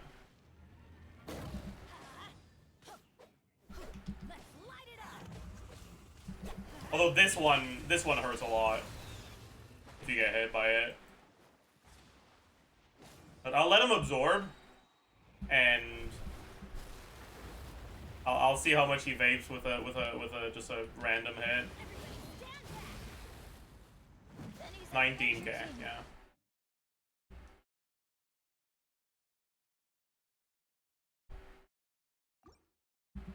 And I think it's 20k if you get hit by the charge up attack.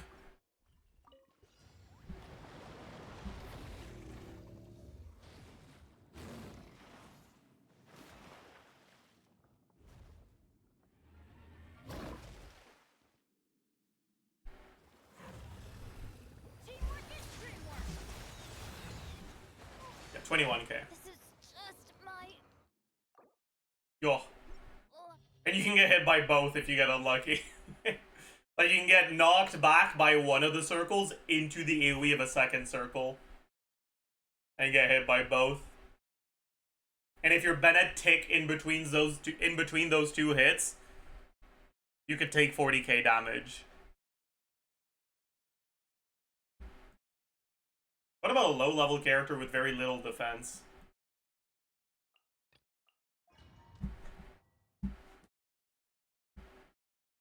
And Lanyan would still tank it? Yup, shield wouldn't even break.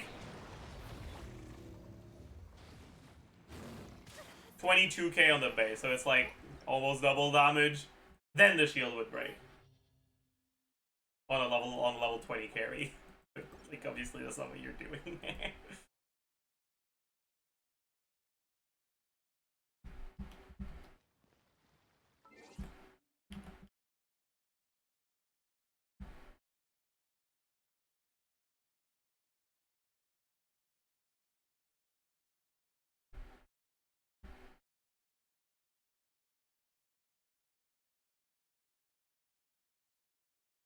Alright.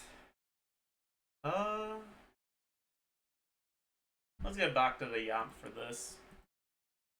And then finally it's like, it's Kazuha. I don't know, man. I don't know how to feel about Kazuha.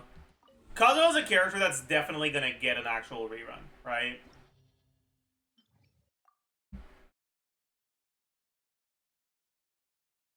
So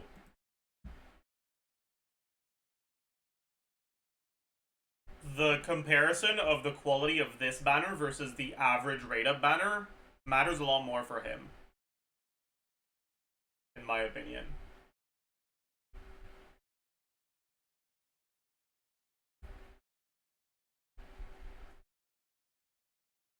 But I do think, when you look at the rest of the characters, even though the 4-star lineup is worse, the 5-star lineup is better enough. Like,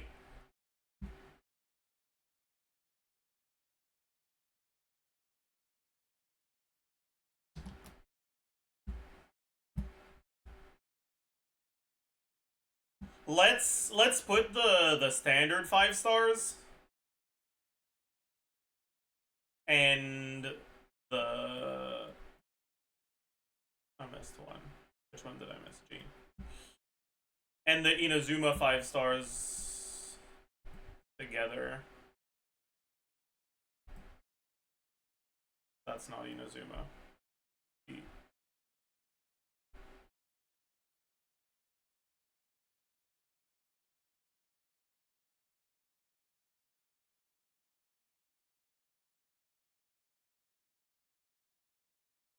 I'm missing one. Chiori.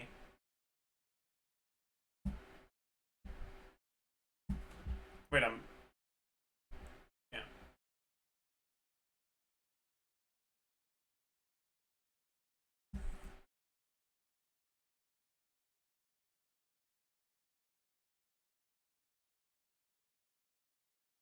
Yumeglorb doesn't. Oh right, she's a standard character. I forgot. I was like, she's not on the Chronicled Wish. Why are you bringing her up? But no, you're right.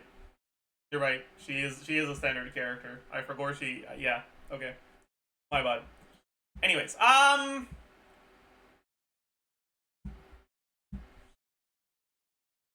but yeah, so like, this is not in the context of all the characters in the game. This is for these characters. So the best one of these characters is going to be in the highest tier, even if they wouldn't be in the highest tier when we include all the characters, right? But let's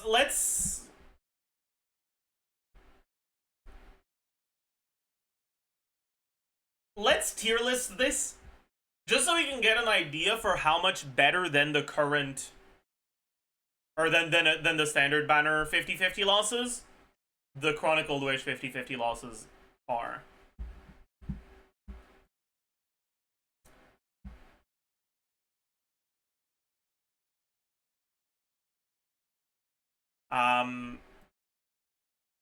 Complete trash.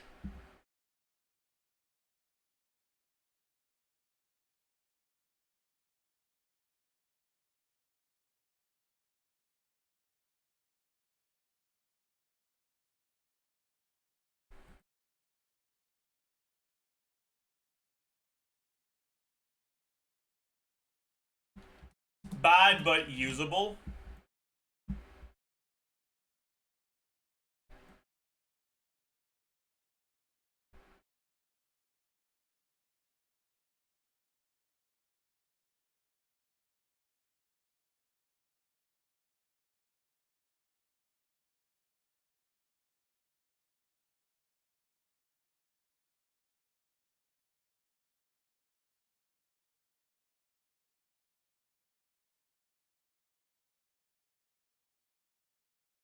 Is Kathing really Yumeglorb tier? The thing is, they're characters that just function very differently in teams, right?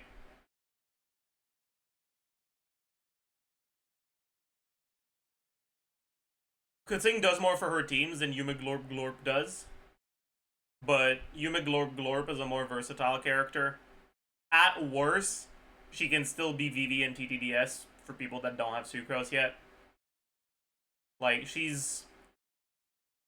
If you lose your 50-50 to Yuma Glorp on a new account, you probably should level her.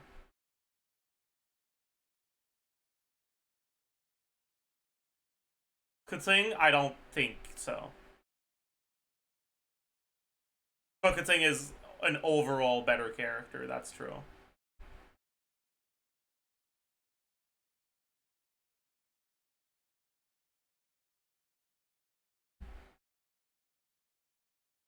Can you lose the standards on a Chronicled banner? No, you can't.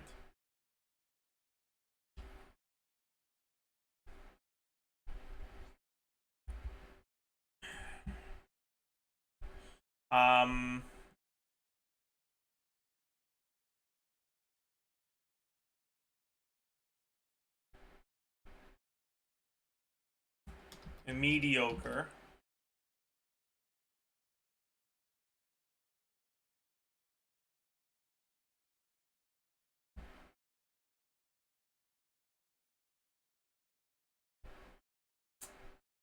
I don't know. The thing is, like, I feel like I'm gonna have to add another row.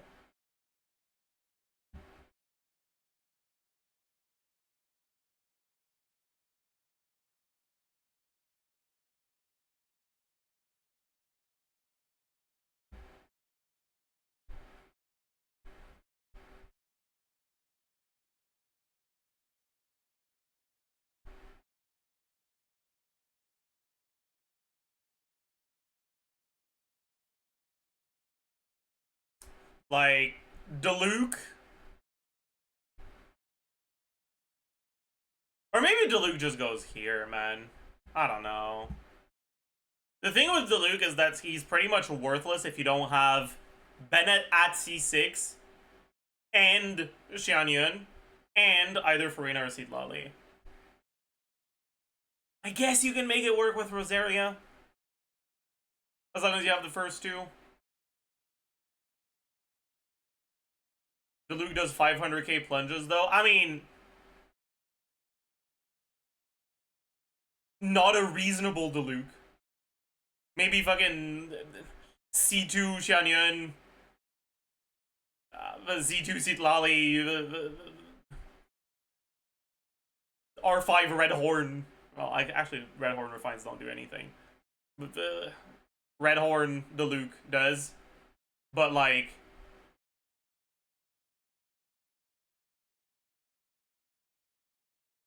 with that much investment, I can go inside the game and do 500k myself. Pretty much, yeah. How much does your Diluc do in plunge? I mean, we can take a look. My Diluc normal attack talent is only level 8, though. But we can take a look at how much my Diluc does. Like, I don't mind. Let's go ahead. I don't have a good set for him, unfortunately. I guess you just use Crimson Witch anyways, so it's fine. He doesn't care about ER, so this is better.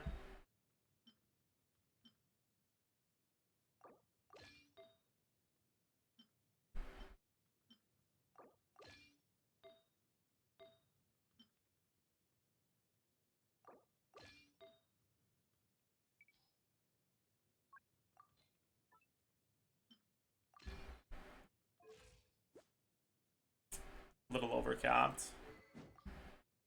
Cooked. Fine.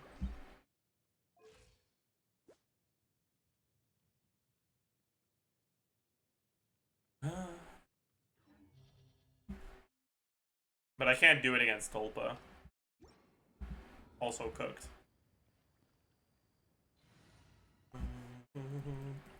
Oh, Mexico.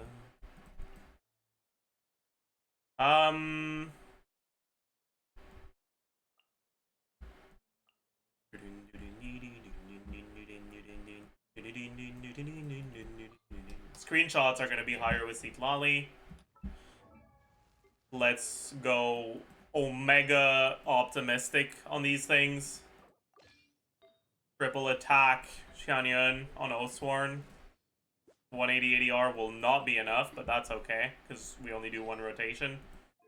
Scroll, TTDS, Aquila. We can't be on Instructor, we gotta be on Noblesse.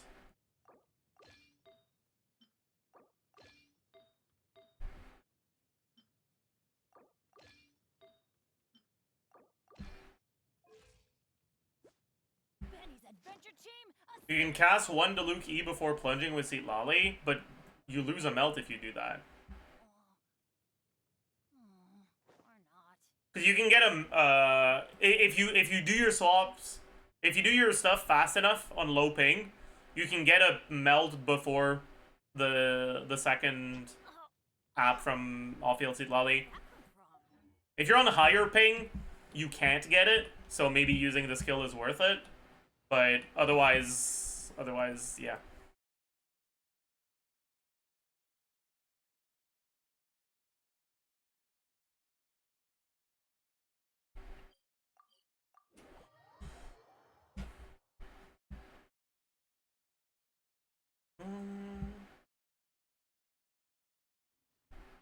But I mean, if we're only looking at screenshot numbers, I guess you're right. We might as well do one skill.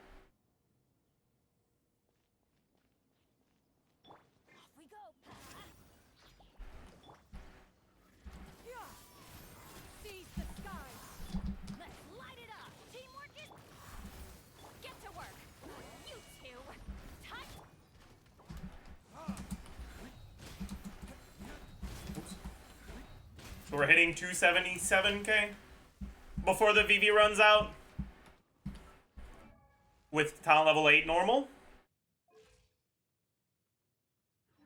Don't look.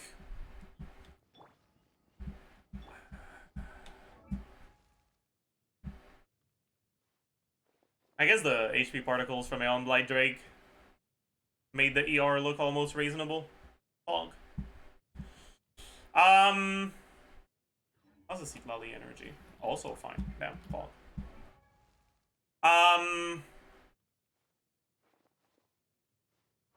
Yes, it was 270k. With talent level 8. Talent level 8 is 382. Oops.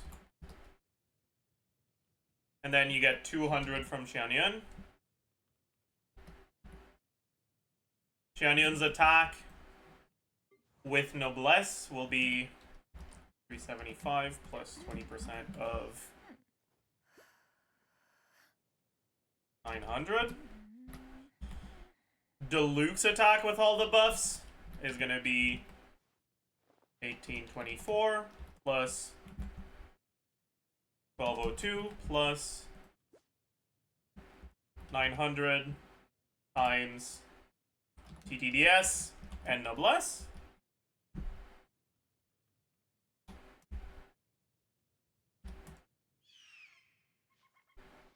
Is that it? No. So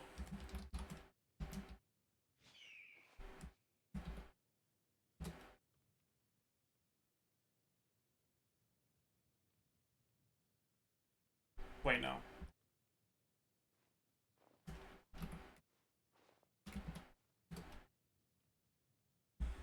This is my adjusted effective attack. If he was at talent level 10.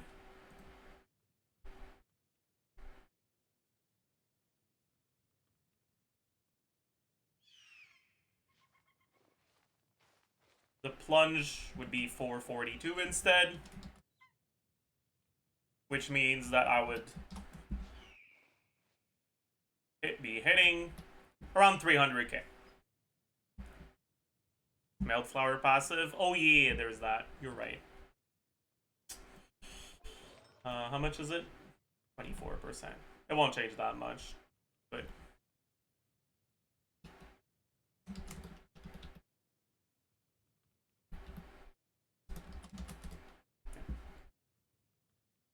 Residence is already showing in his stats.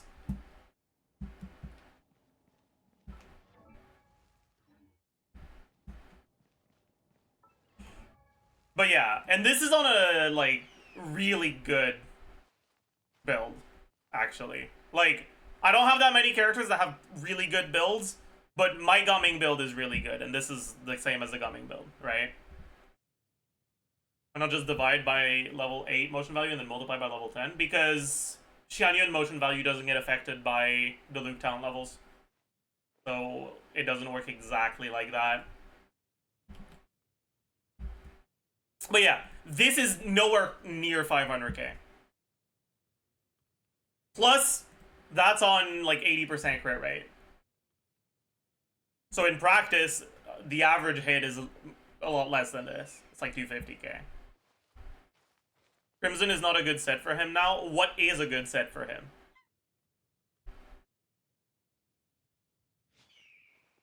You think the plunge set is good? Buddy.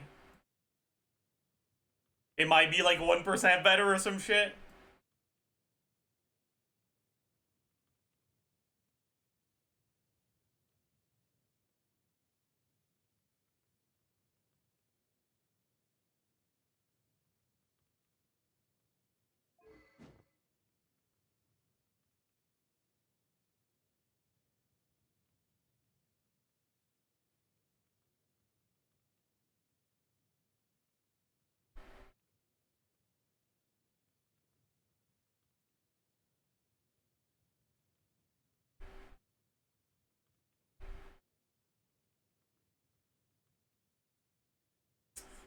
Anyways, point being, like, pretty well invested Luke is gonna hit upwards of like 300k plunges without constellations on shit. Technically, that's a C1 Luke too, so it would be a little less if you have C0. You guys can't see it, but whatever, it's C1. It's activated.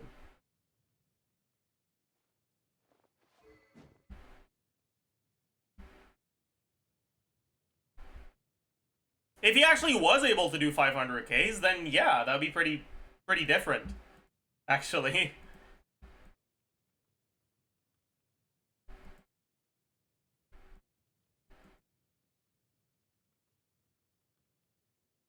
But no. Another exercise redeem.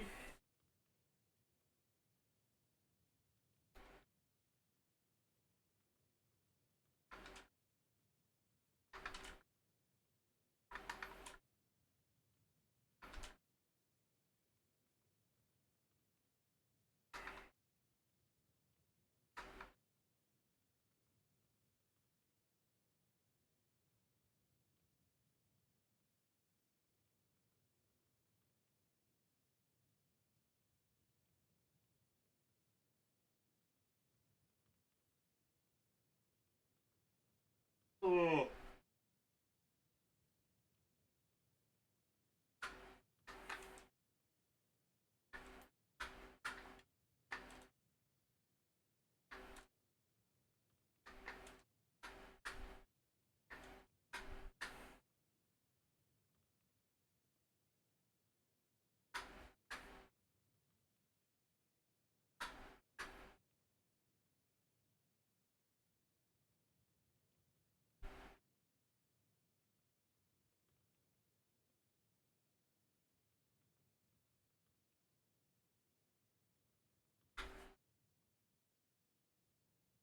I'm trying to slow down that that negative rep at the end as much as possible.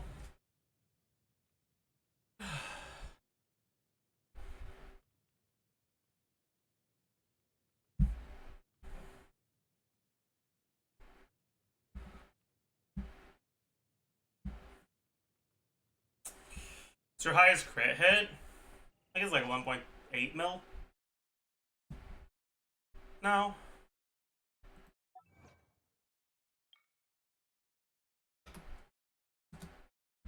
No, 2.7 mil. Oh, it was probably an event. I probably got 2.7 mil on an event. Oh, or IT. Maybe it was IT, actually. You're right.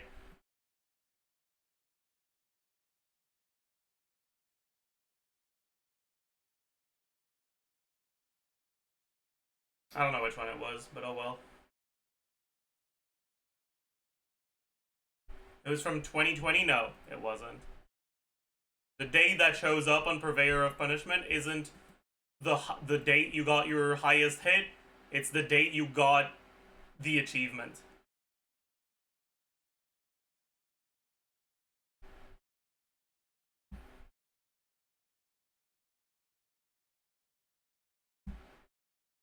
Wasn't it DPS Bennett Burst? It used to be, but then Mawika came out, and normal gameplay Mawika nukes higher numbers than perfect setup Bennett Burst, like fully buffed Bennett Burst. So I was doomed to lose it.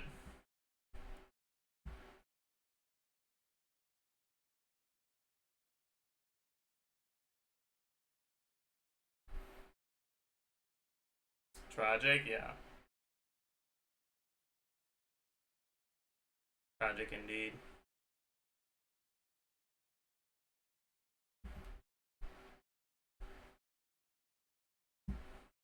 How much did I had like 670k, I think. Anyways,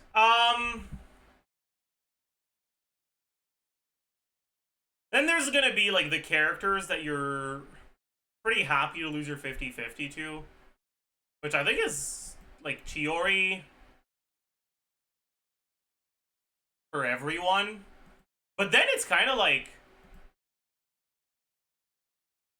all the other characters that can be good to lose your 50-50 to, not everyone is gonna want them. Like Ayaka, for example, if you don't have Escoffier, she's gonna be pretty bad to lose your 50-50 to, you know? Whereas Chiori's pretty, like, it's pretty much always nice to have.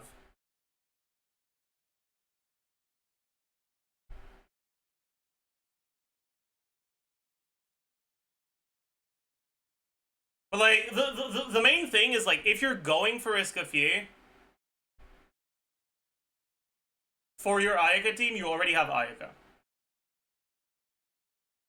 If you want Ayaka, you're probably gonna epitomize towards her.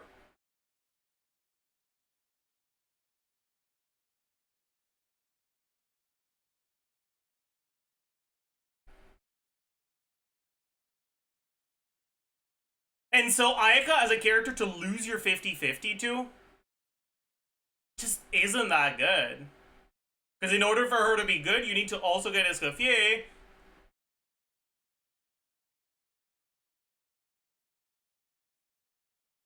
But if you don't also have Shenhe, her teams aren't that much better than the wheelchair Escoffier Yolande Farina stuff.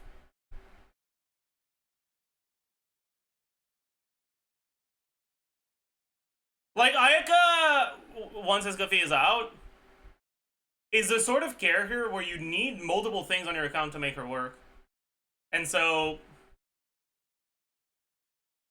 as a 50-50 lost target, she's not actually that good, even though she's gonna end up being a pretty strong character. She needs Shenhe that much. It's not that she needs Shenhe that much, it's that wheelchair is so fucking broken.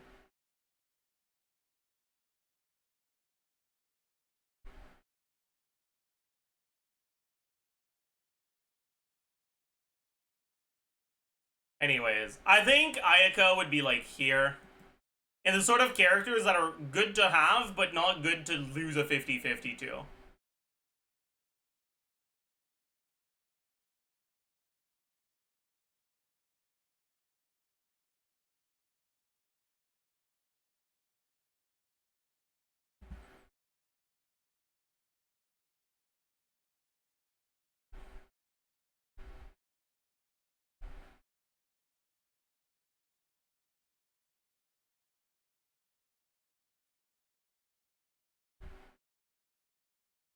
But I feel like that means I need to add another row. Because I feel like no one left kind of compares with Ayaka in that way.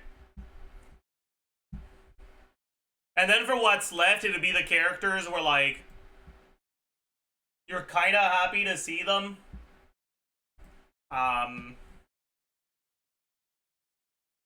Good to have, but not good.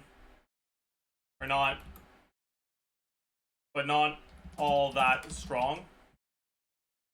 Right? So characters like Daya, Yai, Tilnari, and I guess Jean.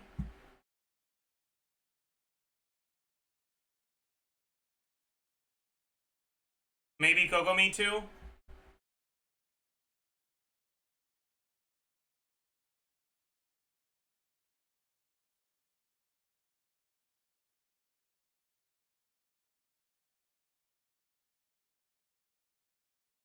Daya Sneak. The thing about Daya is, like, once you have a lot of characters on your account, she's not that good. But Daya is a viable option for a lot of carries teams when you look at, like, the sort of teams they can make that rely a bit less on specific supports. So for newer accounts, Daya's actually pretty good to have. Like, if you're a Kaniche player, Daya's not that bad. You can use a level 1 Daya on Deep. Maybe not level 1, because at level 1 she's gonna die to her own passive. But, like, you can use level 40 Daya on Deepwood with a plus 20 flower and the rest of the artifacts plus 0.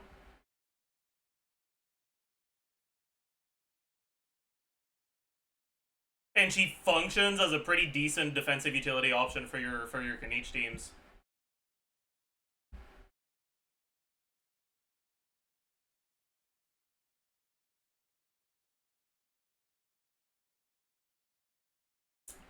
Same for Molani.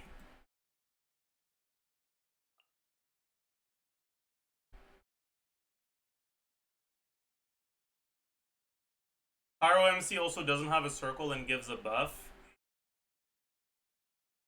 I mean, yeah, if you ignore the most important part of my statement, you know, the defensive utility words that came out of my mouth, PMZ is better, sure.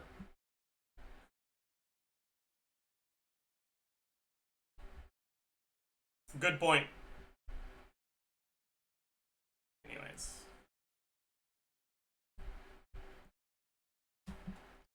Strong, but not by themselves.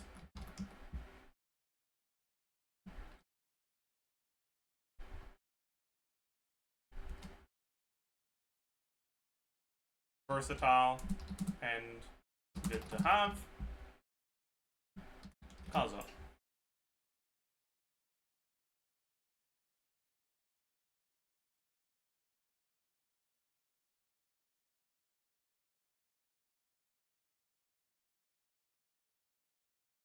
Yui should be down, honestly. Nah. Like, Yui is not good, but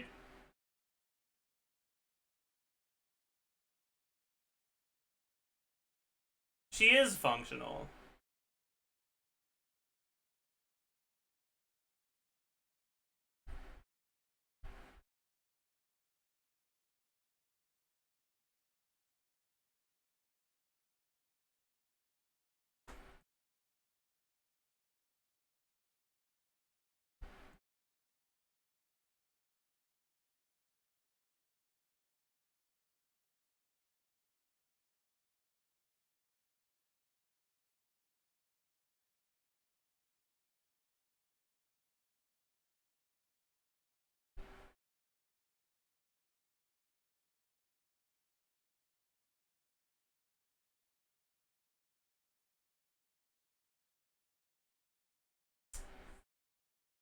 Honestly, maybe we can remove the mediocre tier and just do this.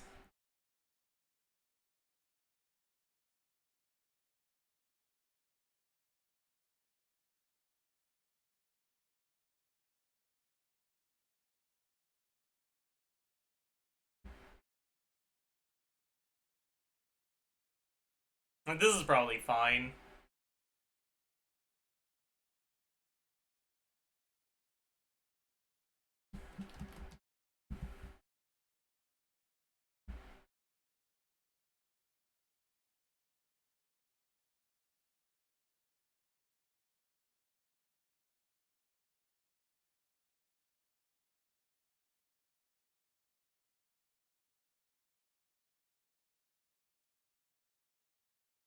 Can you say the same for Ayato and Ayaka? They both get wheelchair, but Ayato's teammates are more common. Well,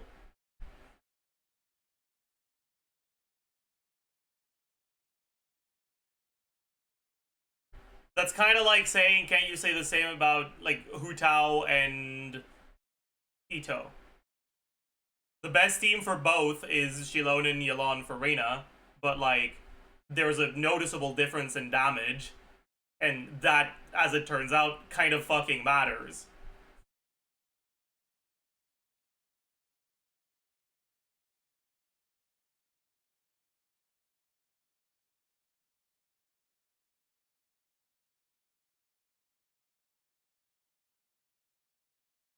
I didn't know Chiori was that good. This isn't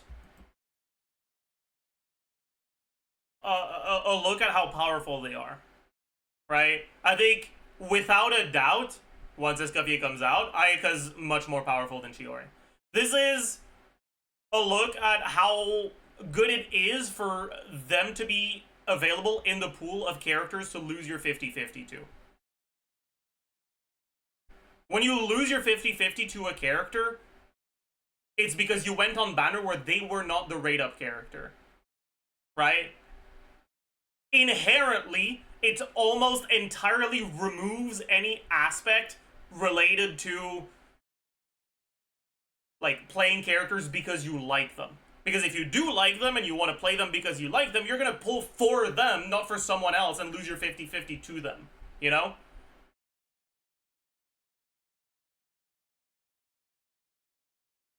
I think if you aren't someone who actively likes Diluc, losing your 50-50 to Diluc is kind of like losing your 50-50 to Chi-Chi. You're not going to level him because it's not worth your resources. And it doesn't matter that Diluc is better than Chi-Chi because neither of them are going to see any play on your account, right?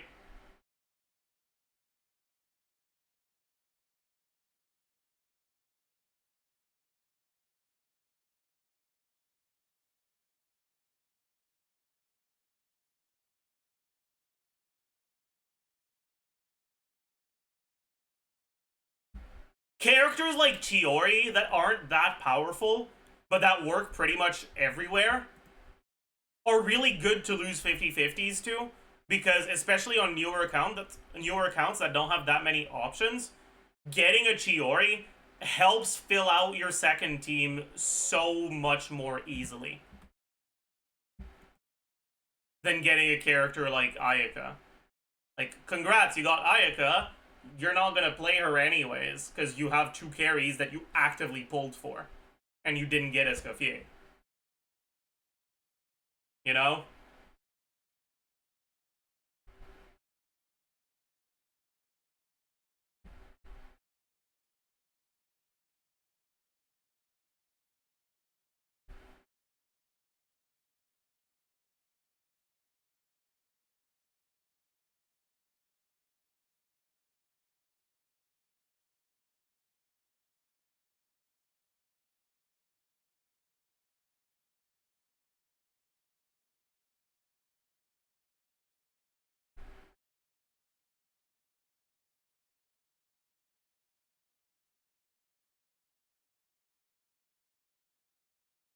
Anyways. That makes sense. Losing your 50-50 carry to a carry you don't want to play is a lot worse than losing to an OK support. Yeah, exactly.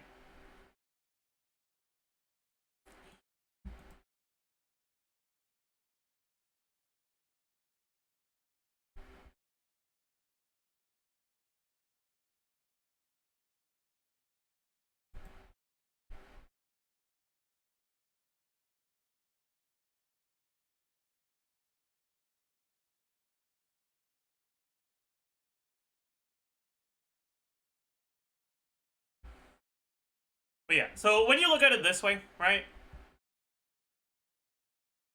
There is no standard character above this tier.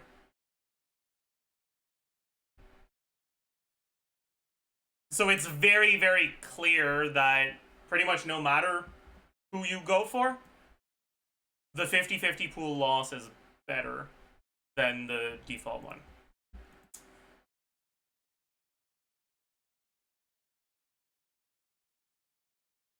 That being said, if you already have Kazuha, you aren't planning on getting Escoffier, and you already have 2 functional teams, so Chiori won't be all that great for you.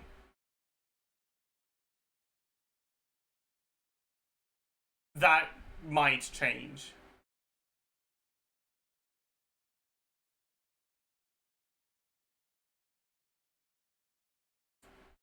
Unironically, I think that the biggest downside to this banner is that everyone already has Kazuha, and Kazuha cons are dog shit.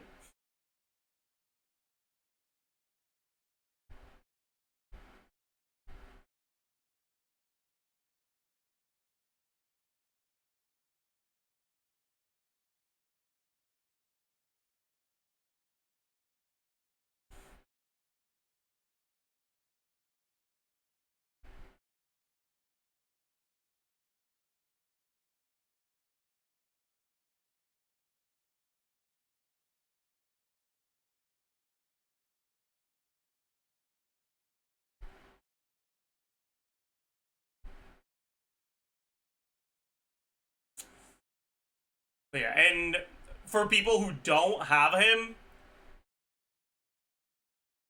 the ones that want him will probably pull for him, not for someone else, which it effectively means that the 50-50 loss pool is a lot worse. Because if you're pulling for the best character on the Chronicled Wish, that means that you're ruling out a 50-50 loss that's good for you. You know? Anyways, I'll be right back.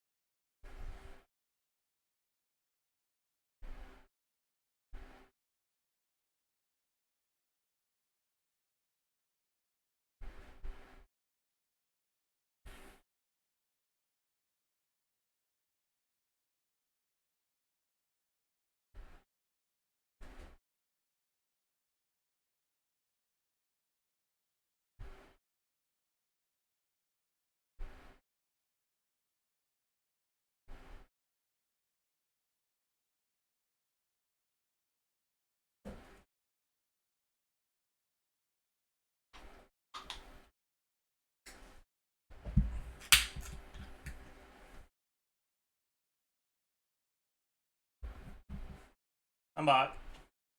Guards. Get these fucking bozos out of here.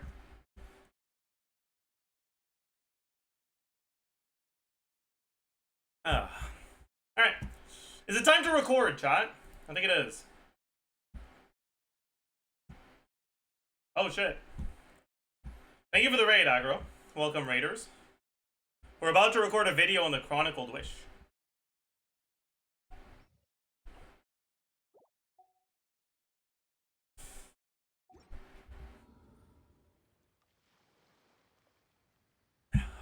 Alright. Stop the sillying. I won't accept any sillying in chat. I will accept dilly-dallying, but no sillying.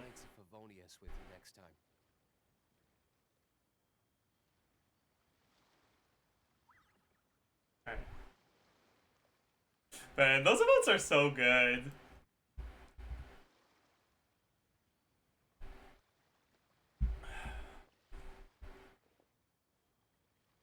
I had a thought of a turret team. Would you hear me out? Escoffier, Farina, Emily, and kind of not a turret, but Changling. The thing with that is, you'd probably do more damage if you did Escoffier, Farina, Chi-Chi, Sijuin.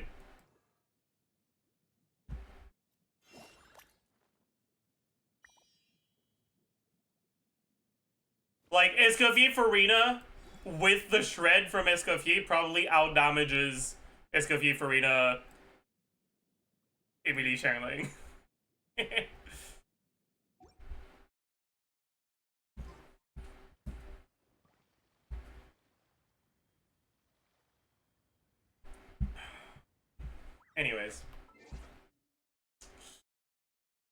Anyways, everyone say hi to YouTube.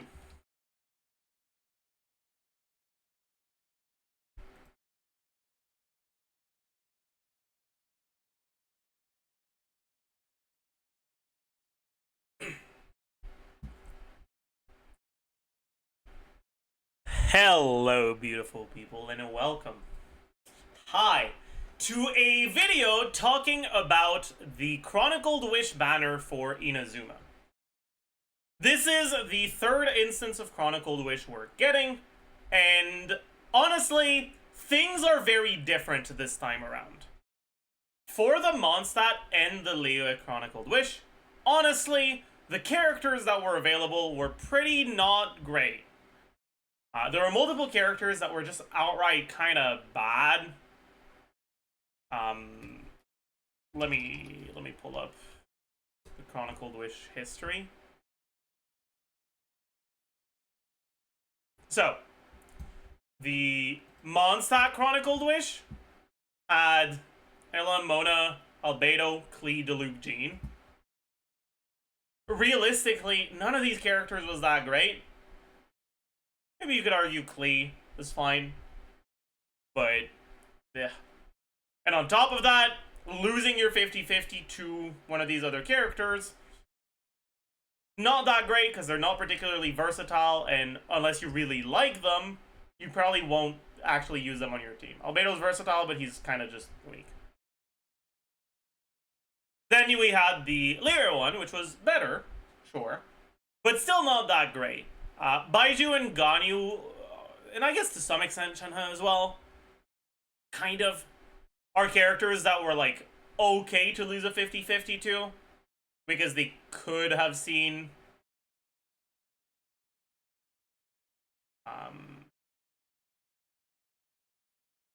there were other characters? Wait, what do you mean?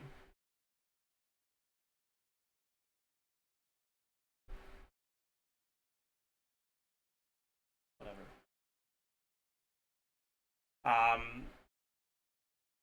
What was I saying? I got distracted.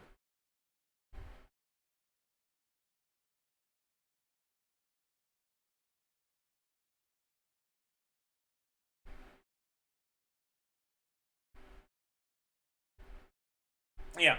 Shenhe, Baiju, and Ganyu are all characters that can see play if you lose your 50-50 to them.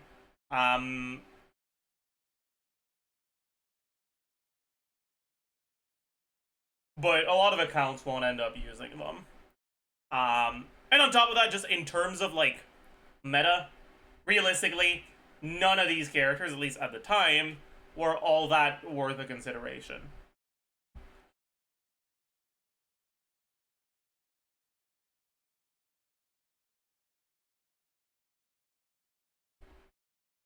This banner is different.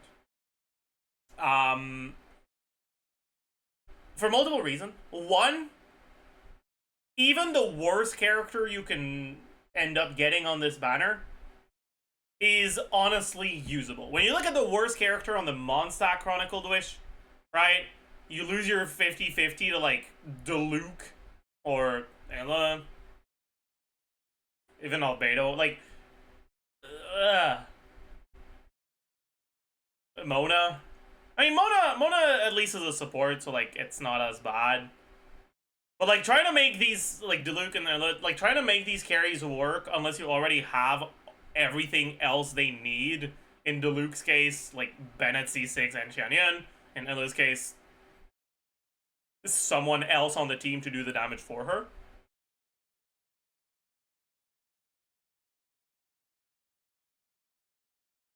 Losing your 50 to them, like, you're never gonna level them. They're gonna stay benched on your account at level 1. Same here, getting Chi-Chi. Bruh. Getting Shenhe if you don't have any cryo carries, to some extent, right? But if you look at the Inazuma one, right? The worst ones you could end up getting are like maybe if you don't have any of the pieces to make them work, it's probably Ito.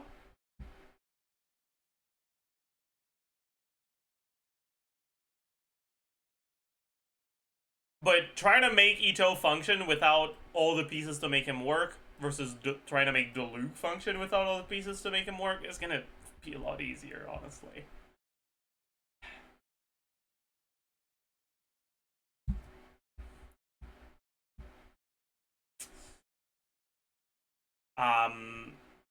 Anyway, let's talk about each of these characters individually, both in terms of how good they are if they're a character that you're considering getting because you actively want them, and in terms of how good it is for them to be a character you can lose your 50-50 to. As a reminder, the way the Chronicled Wish works is you decide on a character or a weapon. And we'll talk about the weapon part of the Chronicled Wish banner later on, but for now, let's focus on the characters. You decide on a target, and once you've chosen that target, it effectively works like a limited banner, but instead of losing to standard characters, when you lose your 50-50, you lose to one of the other characters here.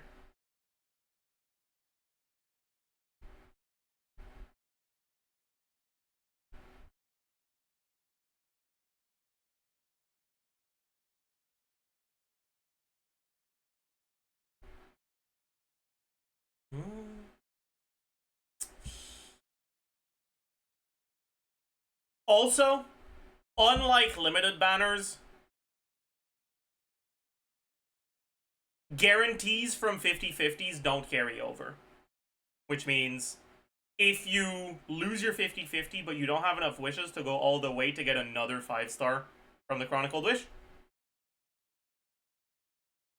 you won't be guaranteed the next time Chronicled Wish comes around. So you shouldn't wish on the banner unless you have enough to go to pity twice. Right, like if you're someone who wants to get Ayaka, but you have less than 180 wishes, well, 180 might be a little too pessimistic, but like 170. If you have less than 170 wishes available, you very well might end up not getting Ayaka, and then losing that guaranteed from the 50-50 lost on the first 5-star you got.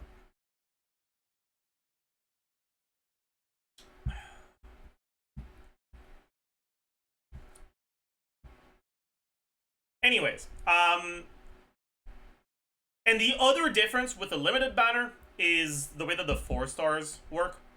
Instead of having 3 rate-ups with the standard pool for 4-stars, you don't have any rate-ups, but the pool is much smaller. The pool of available 4-stars, technically it hasn't been officially announced yet, but we can deduce what it's going to be based off of what it was on the previous 2 Chronicled Wish banners. The Mondstadt Chronicled Wish had all the Mondstadt 4-stars. The Liyue Chronicled Wish had all the Liyue 4-stars. So I think it's reasonable to assume that the Inazuma Chronicled Wish will have all the Inazuma 4-stars.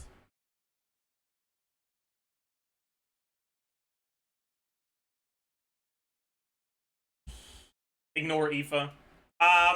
The lineup for Inazuma 4-stars is arguably worse than the lineup for both Mondstadt and Liyue 4-stars. Heizo is a pretty versatile character, but not really worth all that much unless you just don't have Sucrose at all. Kuki is good for Hyper Bloom, but with the recent power creep trend, a lot of people find more value in going for dedicated hyper carries instead of sticking to Hyper Bloom. While Hyper Bloom is still very good, if you don't play it, it doesn't matter how good it is, because you're not playing it.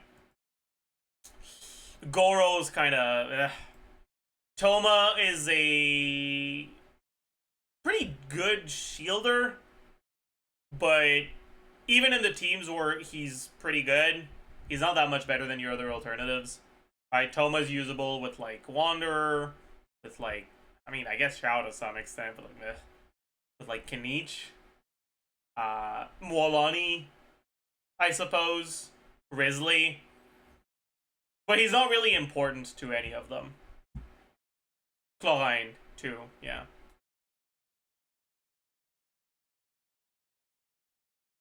Sarah can be pretty good for like Raiden, but honestly the difference between Sarah teams and other teams isn't that big. And that's at C6. Without C6, she's kind of ass. She's also potentially pretty good for Chlorine too. And to some extent for Vresa, but that's a little sus. Sayu's pretty not ideal. And then Kirara can actually be fairly good. But only really for aggravate teams. And aggravate teams haven't gotten pretty much any support since Sumeru. So with the aforementioned trend of power creep recently, the aggravate teams are being left in the dust a little. Especially because what Kirara provides to those aggravate teams is mainly the fact that she provides defensive utility. And as good as that is, if you get it from something else, then she's a lot less valuable. So all in all, the 4-star quality on this banner is honestly pretty underwhelming.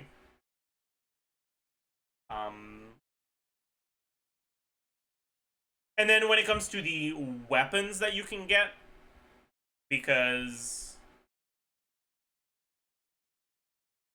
if you choose Ayaka as the character you want to get, you won't be able to get a 5-star weapon. Like you're guaranteed that your 5 stars are going to be characters, but the 4 stars can still be weapons. And the weapon pool is the standard weapon pool plus the region-specific weapons. At least that's what it was for the previous banners. So on the Mondstadt banners, it was the standard weapon pool plus wait, no, that's... Am I an idiot? Oh no, I'm not an idiot. I was looking at this and I was like, why are there Mondstadt weapons on the Leo banner? But this is others like you viewed. This is okay, whatever. On the Mondstadt banner, the non-standard 4-star weapons that were available were Ali Flash, Midernot's Waltz, Wine and Song. On the Leo one, it was Lithic Blade, Lithic Spear. Is that it? I think that's it. Yeah.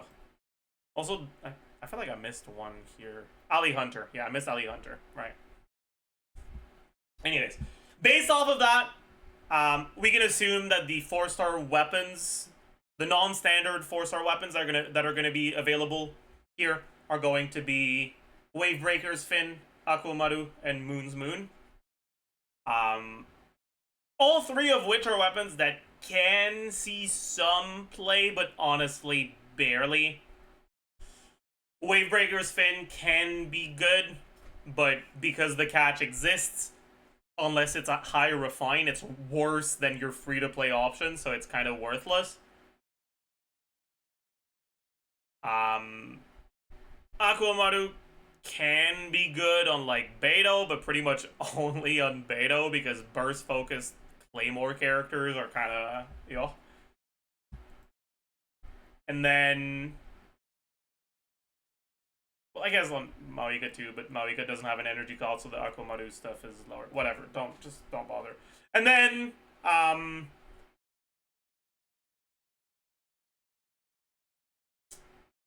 Moon's Moon can be good on burst focused bow users, but the problem is that it's an attack weapon, so it's not that good on Yelan. So it's good on, like, Sarah, I guess, because it's a high base attack. Is it a high base attack? I'm not sure anymore.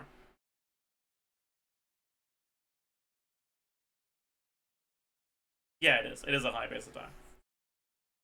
And you just use it as a stat stick on characters that do a little bit of burst damage, but it's not that good.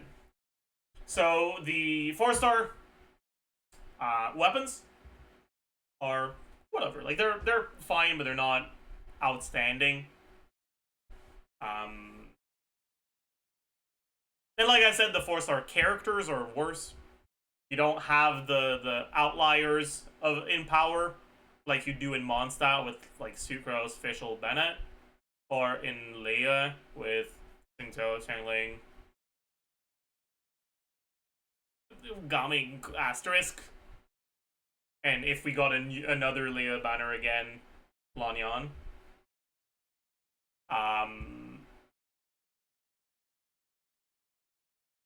On Inazuma, you do have Kuki. That's a bit of an outlier.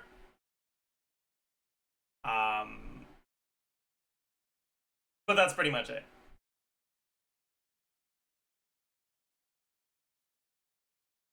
Anyways, let's talk about the 5-star characters. First, Ayaka.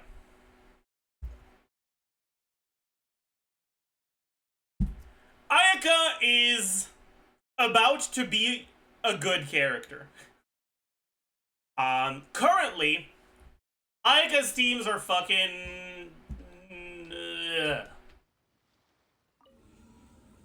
In terms of DPS, Ayaka is honestly not very good right now.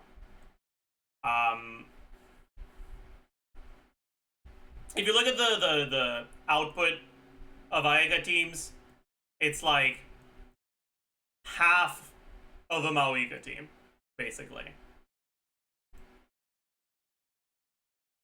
It's noticeably behind all the good carries.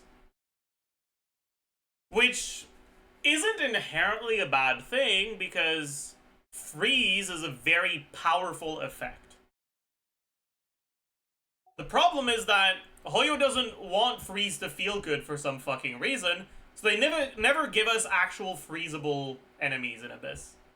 And when they do, there's gonna be a freezable enemy followed by a non-freezable enemy. Just because fuck you, actually. And because of that, right now, Ayaka's kind of not very good. But Escoffier is right around the corner. And Escoffier gives a massive boost to every freeze team. For multiple reasons. But in the case of unfreezable enemies, like the Seahorse, for example, the fact that Escoffier's Shred isn't reliant on there being a specific aura on the enemy means that you don't have to rely on cringe-ass fucking setups that don't accidentally not, like, miss the swirl because Farina applied Hydro at the wrong moment. And Escoffier's damage will hit the enemy no matter what, so even if they move, that's not a problem. I was actually looking at some Ayaka stuff lately, and I realized that if you look at the current best Ayaka teams at C0 or 0 investment versus the C0 or 0 Ayaka teams once Escoffier comes out, it seems like the team DPS, at least in single target, is about the same if you do current best Ayaka team versus best Ayaka team with Escoffier without using Ayaka's burst. So if your burst completely whiffs.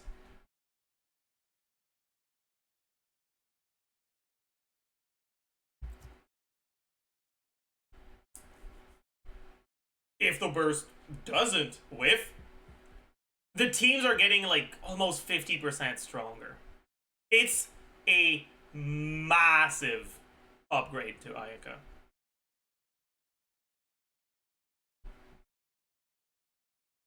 Now, even once that happens, so long as there's unfreezable enemies, you lose out on some Blizzard Trigger effect. You can lose out on a little bit of uptime on your Cryo Resonance, and the burst can whiff at least partly. And because of that, against those enemies, I'd still say that Ayaka is worse than the like very strong meta carries that we have right now. You know, Nividet, Bawika, Arlecchino, Teresa. But against freezable enemies, she can actually be competitive. Maybe not with Nividet and Bawika, but I'd say it's reasonable to say she can be situationally competitive with Arlecchino, Teresa. When you account for the value of freeze and how it can prevent enemies from doing annoying mechanics, prevent them from stalling, all that.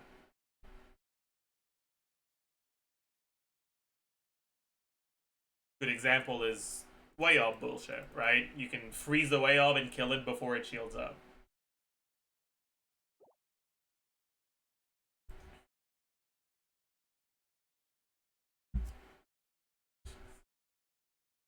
The thing about all of this, though, is that as cool as it is, it doesn't matter if you don't get Escoffier. If you don't have Escoffier, if you don't plan on getting Escoffier, Ayaka's not good, man. She ain't it. Technically, you can use Ayaka in Maoika teams as your melt enabler, and you lose a couple melts, but it's still like okay. Like in Fav Noblesse. No, the Fav Petra Ayaka. I'm pretty sure that's one of the highest sims for Maoika at C0 right now because they haven't implemented Sitlali yet.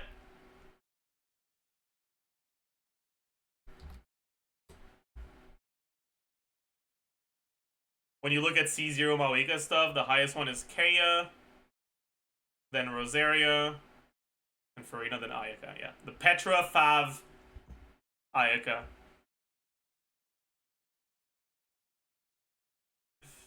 $109k DPS. Now, is this more than Ayaka's best team with Escoffier? No comment. But no comment. Well, let's I mean Maoika's broken, man. Whatever. Let's move on.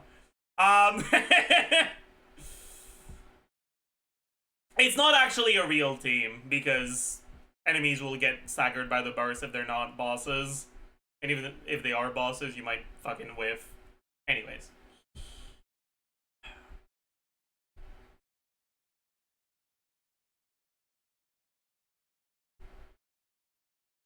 Now,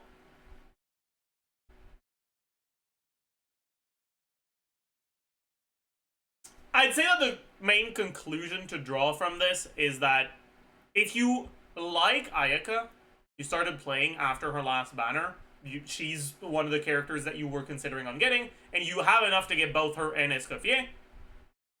She actually is pretty good. Do keep in mind, Kirk is coming out soon, most likely. We still don't have any, like, trustworthy leaks. We have some sus leaks that seem to indicate that she's gonna be a freeze carry, and she's most likely going to be outright better than Ayaka, so if you're pulling mainly for meta, getting Ayaka now is probably kind of dumb. But, oh well.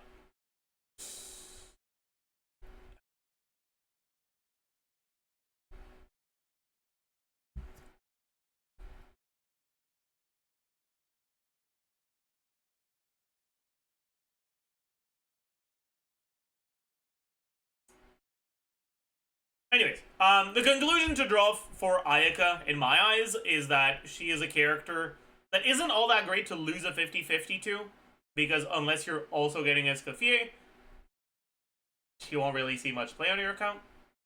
But if you are an Ayaka player who likes her, she's definitely a pretty like she is going to be strong enough to clear the content you want to clear, and you can base your decision on whether or not you want to go for her based off of the standards, the 50-50 loss targets, and how good they are.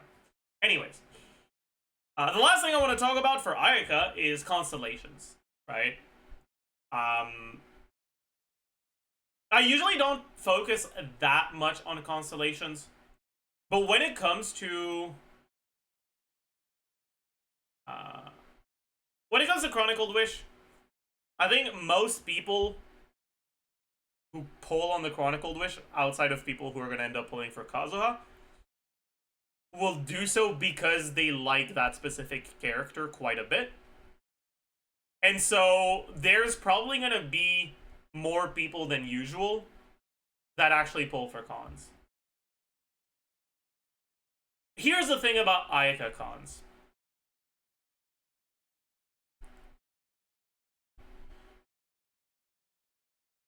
For an Inazuma character, her cons are really good.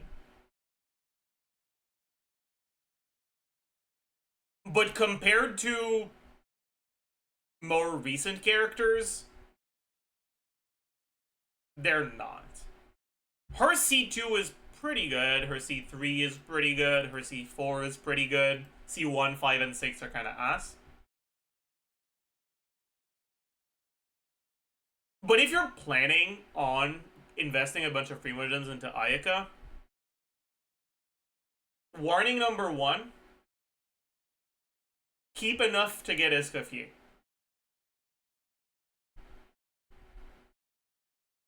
The difference, okay, C6 Ayaka without Escoffier is about as strong as C0 Ayaka with Escoffier. Like,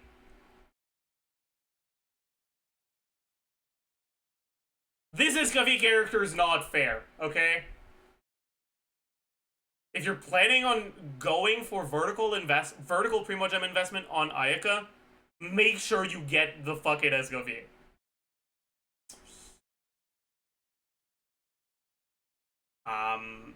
Escoffier's first half, Chronicled is second half? Okay, then that makes it even easier. Past that, it's a question of, is it better to go for Ayaka cons or Escoffier cons? And honestly,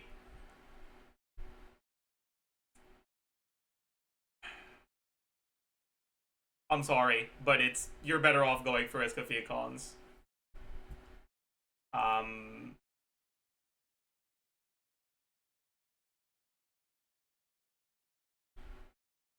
Even Ayaka's Sig isn't really that good because they've given her a really strong free-to-play option with Finale of the Deep,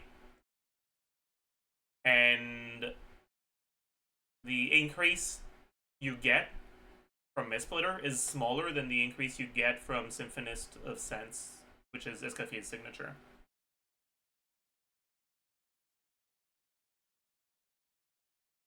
Basically, unless you are already planning on also getting Escoffier's cons and Sig, Ayaka's cons and Sig aren't really worth that much of his consideration.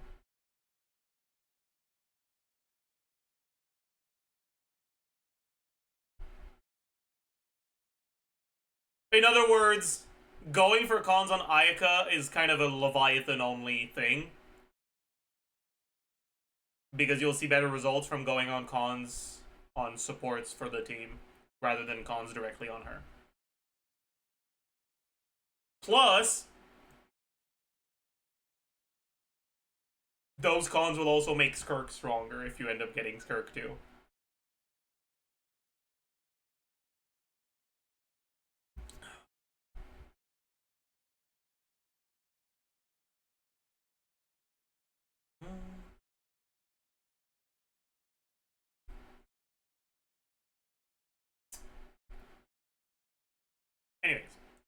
Next up is Ayato.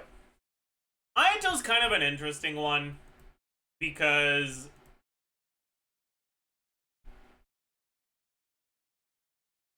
obviously he's not that strong. The main appeal that Ayato has as a character is versatility, ease of use, and AoE. But they decided to release a Hydro character that also has those upsides while being significantly stronger than him when they released Neuvillette, which has kind of made Ayato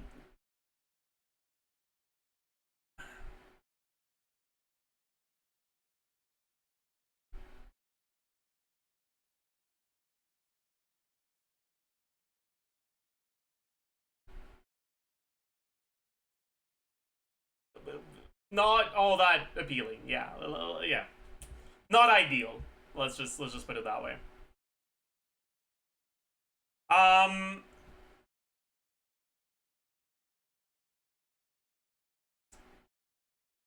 Nowadays, the teams that make the best use of Ayato are teams that use him for his off-field burst. You can use him for Mawika as the Hydro enabler. You can use him for Nilo teams as well. Technically, you use his skill in Nilo teams, though. You can... yeah.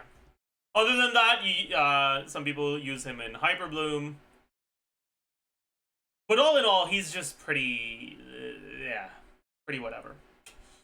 Once Escoffier comes out, his best team will be Escoffier. But honestly, it's hard to call it an Ayato team because he's going to get out damaged by the rest of the team. Pretty noticeably so, too.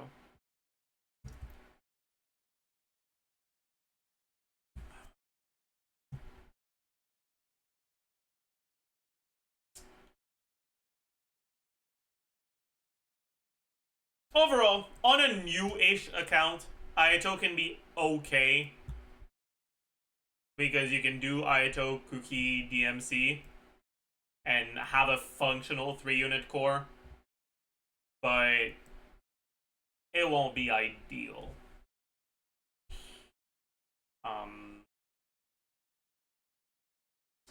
So in terms of losing your 50-50 to him, it's okay, but it's not particularly...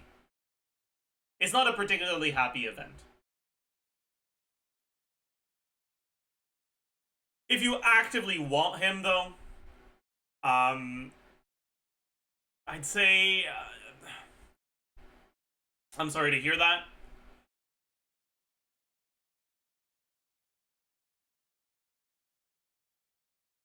His constellations are pretty fucking awful all around. There's not much of a silver lining here. He's just kind of an okay character. That being said, though, I'd still say he's a lot better than the average standard 5-star. So even if you do end up losing your 50-50 to him, it's still fine. It can be nice to have him available. Yoimiya, man. I think Yoimiya is definitely one of the characters you're not happy losing a 50-50 to. Because Yoimiya is a character who's, unfortunately, too weak to really be worth playing unless you actively like her and want to play her despite her weaknesses. Right? But if that's you, you're going to pull for her. You're not going to be losing your 50-50 to her. And so it doesn't matter that she's on Chronicled, which, at least for the purposes of like evaluating the value of the banner as a whole, that's not the point we're talking about right now. But yeah, her being on the banner, her being a character you can lose your 50-50 to is arguably pretty bad.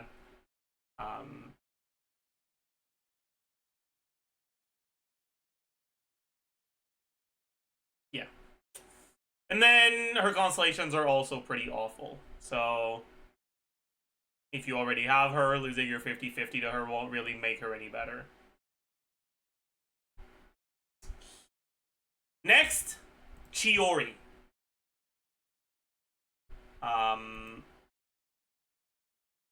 Hog, I can say positive things about a character now. Chiori is a very character. I feel like she's a sort of character that is best described without adjectives. She's a very character.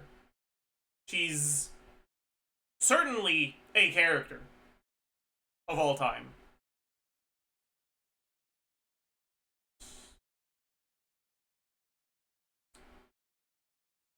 That being said, she's incredibly versatile. At worst, she's basically Albedo without the cringe of the skill breaking. And at best, she's a pretty decent source of off-field damage.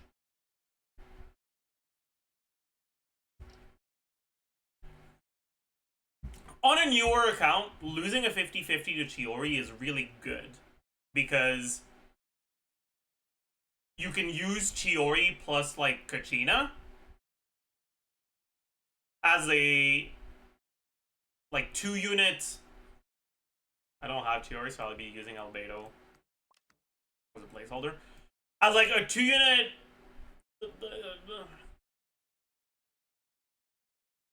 core to complete a team for a carry you like that doesn't have very specific team requirements. Like if you're an Arlecchino player, you can do something like this. If you're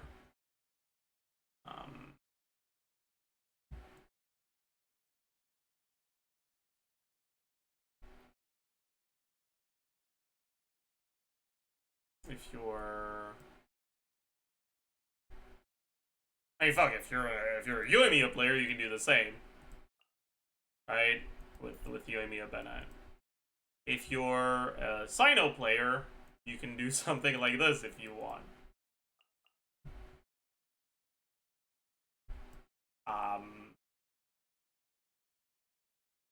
You can even do it with Nevilette. You're right.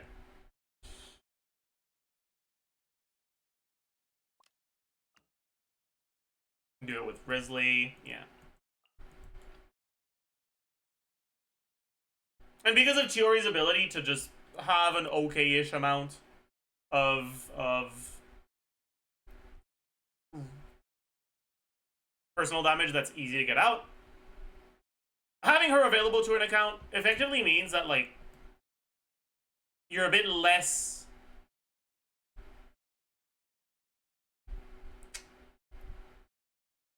at the mercy of, like, character requirements. It'll be easier for you to make complete teams without needing multiple specific characters, which can be quite helpful, like I said, especially for newer accounts that don't have that many tools yet.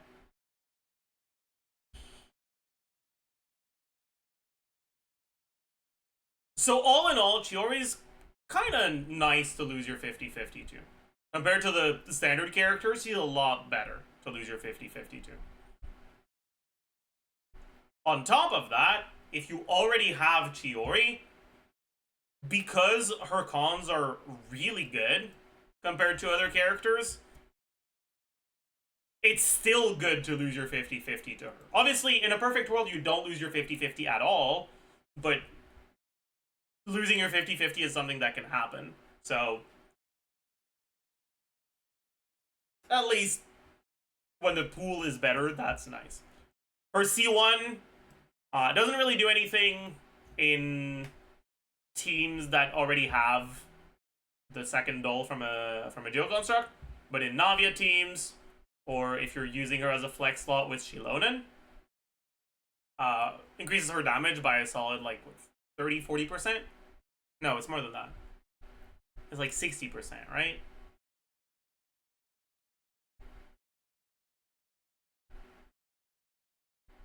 Whatever. A decent amount.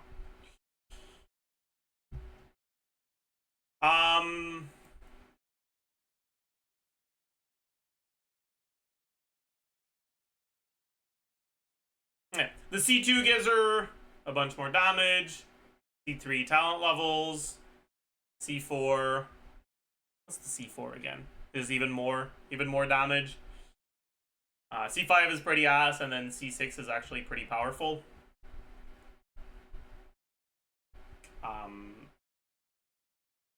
Chiori might have the best constellations in the game? Question mark?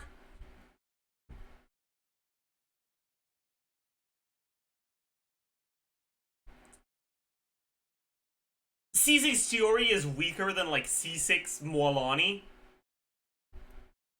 but C0 Chiori is a lot weaker than C0 Mualani. So I'd say that she arguably gains more from constellations than Mualani does. Just in terms of the value of constellations themselves, I think you can at least make a reasonable argument for her cons to be the best in the game. If you're someone who really likes Chiori and you want to get her cons,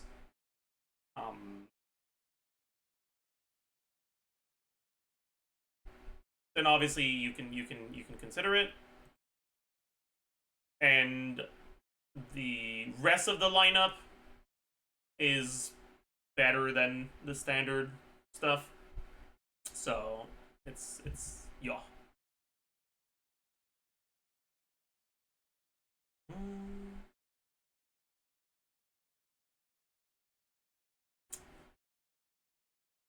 But anyways, the fact that outside of C5 all of her cons are at least somewhat useful means that unless you're specifically at C4 Chiori, she's a character you're pretty much always happy to see as a character to lose a 50-50 to. So her presence on the Chronicled Witch banner is most definitely quite nice. Next up is Yai.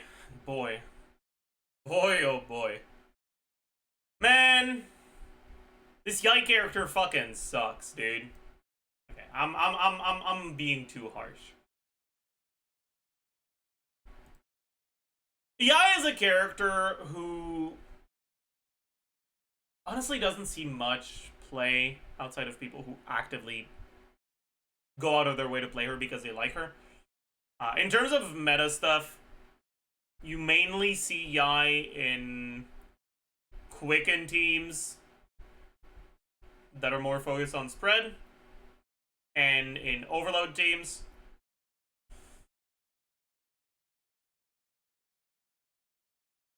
But she's often worse than Fischl, even in those teams, even when Fischl is not at her best. Which means that the amount of accounts where Yai is actually useful, it's not that high. That being said, if you're a somewhat newer account, you don't have cons on Fischl yet, getting Yai so that you can use Yai in, say, a Chevaleur's team with a Pyro carry can actually be pretty useful.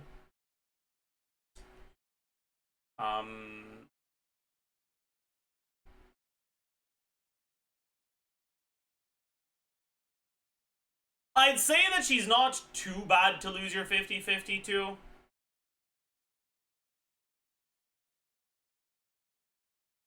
But she's also not great to lose your 50-50 to. On top of that, her constellations are honestly pretty bad. The C1 is honestly worthless. The C1 can... her constellation 1 is a constellation that, like, theoretically could be valuable. But the problem is, what C1 does is it significantly reduces her ER requirements, right? But because her burst cooldown is 22 seconds, you have two choices. Choice number one, do a rotation 22 seconds or longer and use your burst every rotation. Choice number two, do a rotation less than 22 seconds and use your burst every other rotation. I guess choice number three, don't use your burst at all, which is the right choice, but let's get back to that.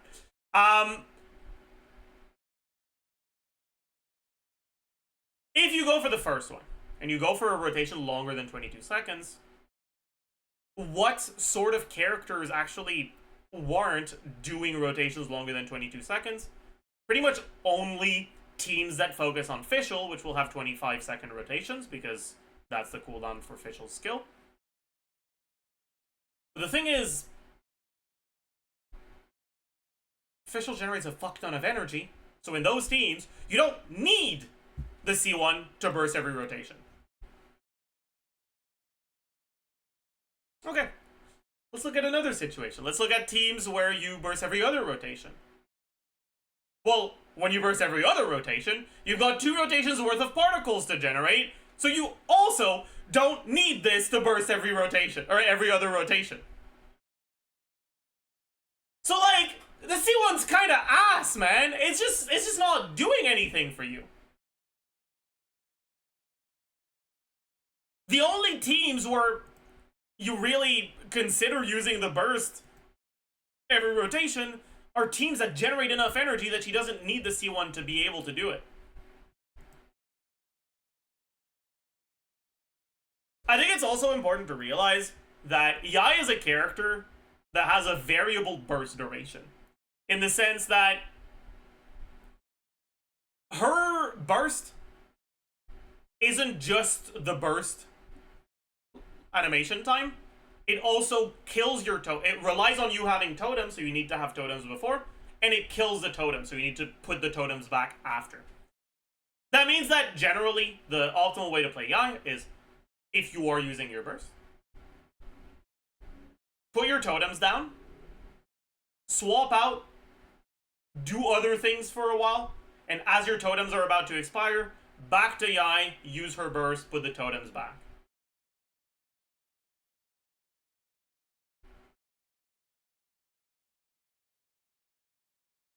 But if that's what you're doing, that means that you need to use skill 6 times in your rotation, plus the burst animation. It's a lot of field time.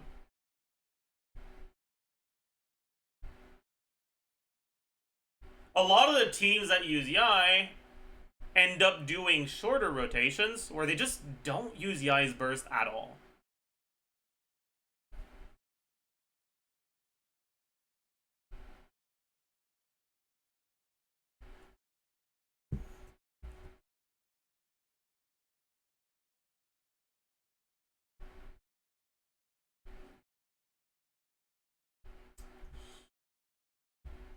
Anyways, all this to say, her C1 is pretty bad. Her C2 is okay. But I think a good way to think about it is her C2 effectively makes the damage go from 170.6 to 213.3.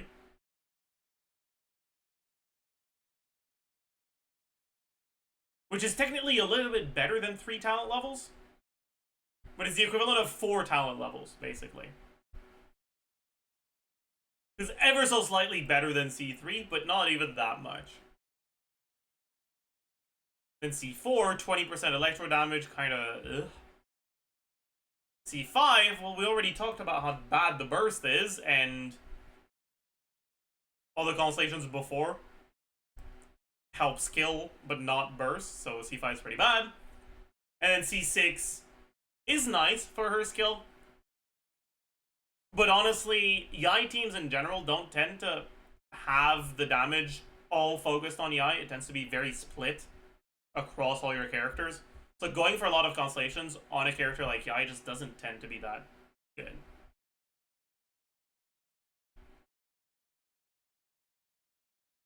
All in all, Yai is a character who isn't that bad to lose your 50-50 to once, but has pretty dog shit constellations. And honestly, it's very possible you don't end up using her at all. Next up, Ito.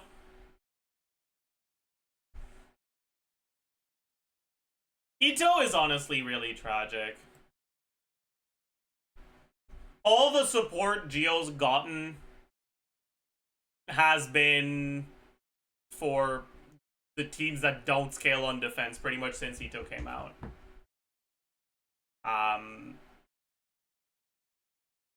Because Shilonen, which is a character that can buff Gio, forces you not to play Ito with his dedicated support. Because you can't play Ito, Goro, and Shilonen because then Shilonen doesn't fucking shred or heal anymore.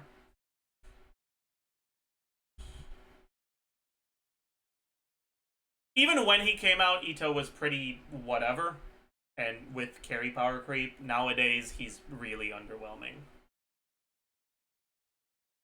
On top of that, Ito's constellations are pretty bad. His C1 often doesn't do anything.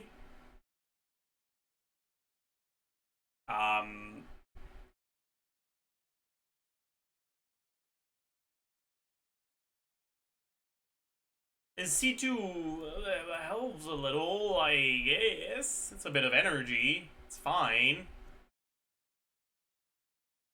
C3 is Pog because moo. But it's not all that great. The fuck is... I don't even know what to say about C4, man. Like, what do you mean, man? What the fuck is this? C5 is pretty whatever. The C6 itself is fine. But, honestly, his only two real constellations are C2 and C6. And for a C6, it's pretty whatever all around. Unfortunately, Ito is just... yeah. If you're yeah, that's a good way to think about it. If you're playing an Ito team,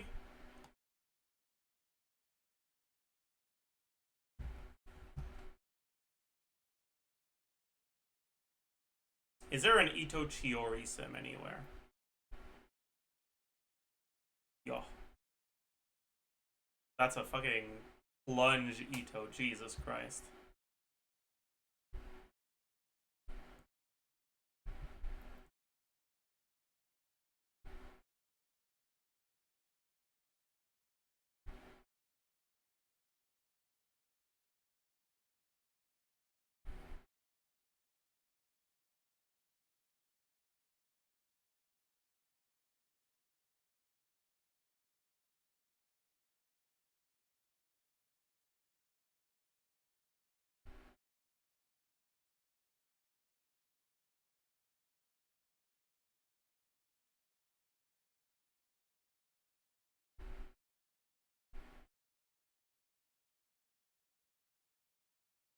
Let's change this.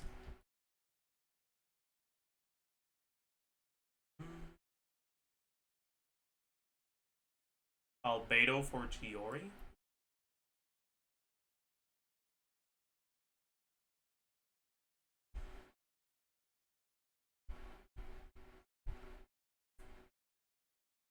Let's change this.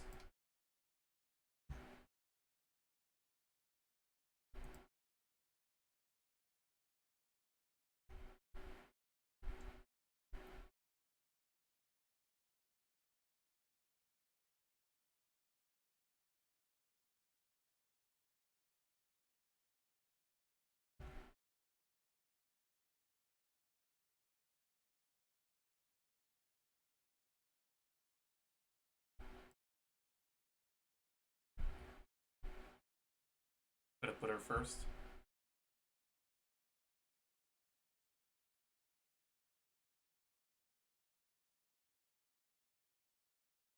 Okay, cool. And then if we were to do C0 Ito with this bullshit, We've got energy problems on Ito. Let's fix that.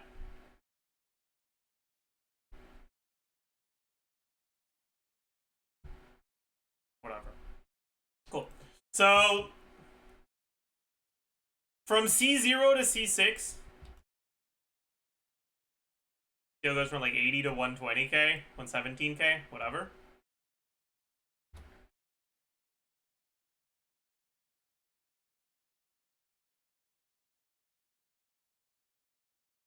Oh, we're getting some problems. Fuck.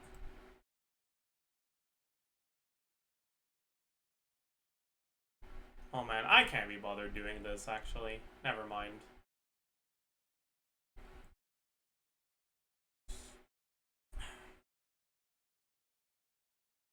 But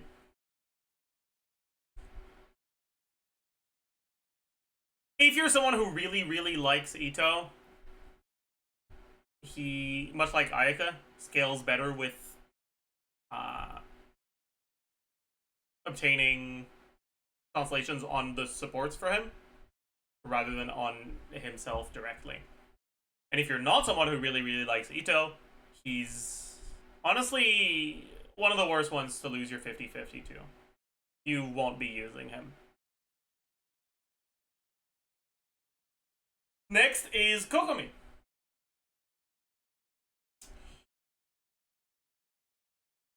Kokomi is most certainly a character of all time as well. Boy.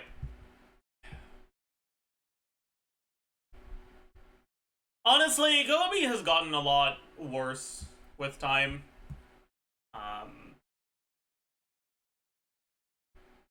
The main teams where you use Kokomi are Bloom teams with Nilo, Freeze teams, Taser teams, and Mono Hydro teams. But pretty much all of those teams have had changes with time that has made Kokomi worse. I guess except Taser, but Taser was never all that great to begin with, just in terms of damage. Freeze teams, the main purpose of using Kokomi over a character like Farina is that you don't need a healer on the rest of the team. But one, Shilonen's release gave us a healer that actually functioned in the team. And two, Escoffier's release is gonna significantly overshadow Shilonen, let alone Kokomi. So Kokomi is kind of cooked in those freeze teams now. Nilo teams, Kokomi's still fine in them, but honestly, Nilo teams are... A base HP increase is getting worse and worse, and single target focus is still very much there. Which means that teams that have weaker single target output, like Nilo teams, are struggling more and more to be able to get through chambers to reach the DPS check, and it's getting very difficult for Nilo teams.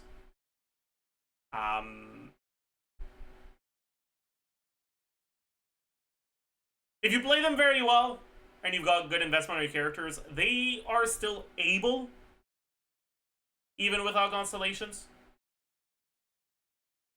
But honestly, they might not be for long, even if you play well.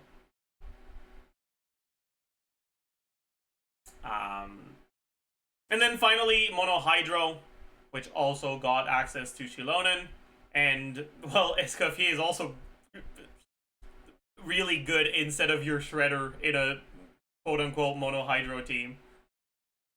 And she already fulfills the healing role, so Kokomi's kind of... And because of that, Kokomi's a lot less appealing than she used to be. She can be useful. Like, having Kokomi available can be nice for your account if you're a newer player.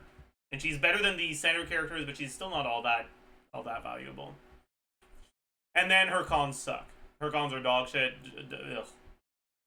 Don't do this to yourself, man. And finally, we have Kazuha.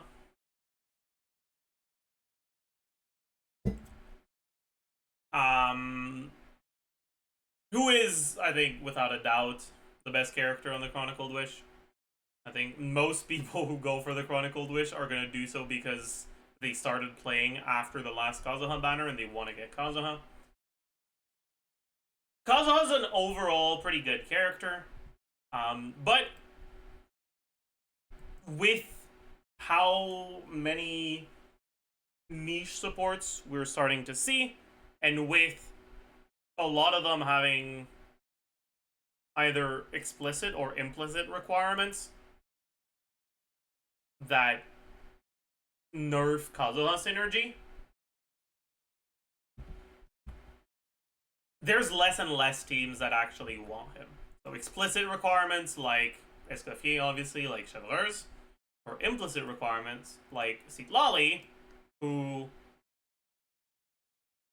wants to TTD as the carry and kind of won't be able to get a Pyro Swirl after her setup, meaning you have to get your VV buff before you swap to her, and her fairly long animations means that by the time you swap to your carry, you have a lot less VV uptime than you would if you were able to swap directly from Kazuha to your carry.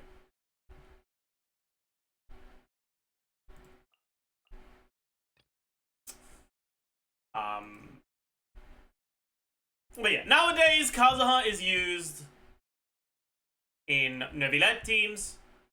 He's used often in Arlecchino teams. He's currently used in Ayaka teams, but that won't be the case once Escoffier comes out.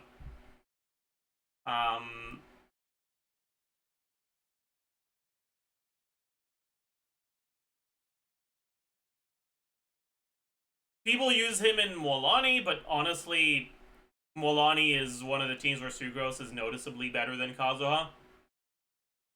So people that are more focused on performance use Sucrose instead. And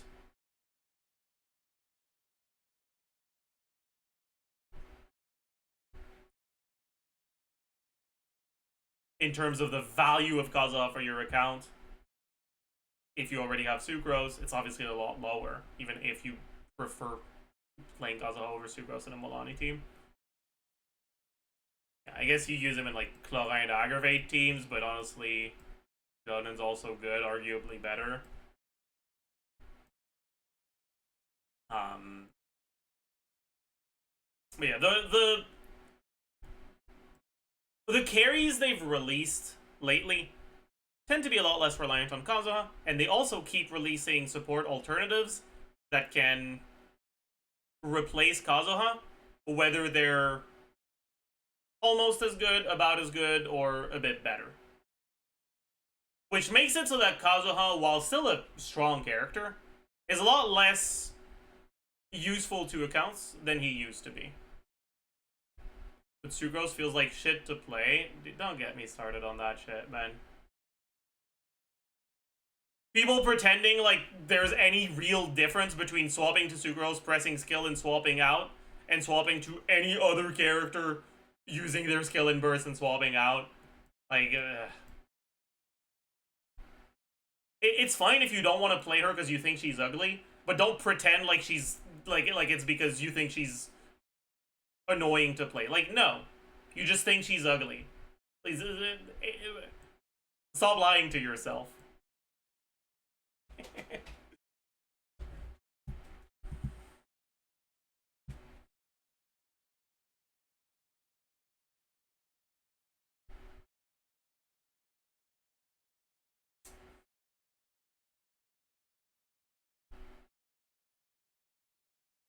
Anyways, all that being said, though, Kazuha is still a fairly strong unit, and he's pretty versatile. So getting him can still be pretty pog.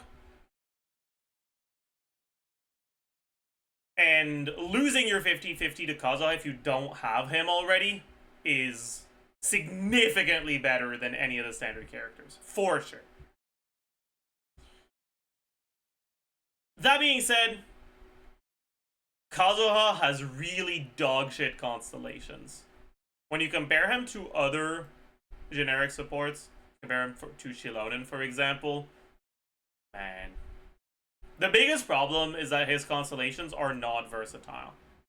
His C1 is only useful in teams that use his burst, which is already gonna make it so that a lot of the teams don't care. Same for his C2. But on top of that, his C1 only does anything if you do the skill after the burst, which a lot of even the teams that use the burst, some of them don't want to spend more time on Kazuha after his burst. His C2 is only useful in teams that use his burst and actually benefit from EM. Technically, he does buff a little bit more damage percent with it, but it's not that much. It's very small difference. Talent levels don't do very much for a character that builds full EM and doesn't have EM scaling in their talents.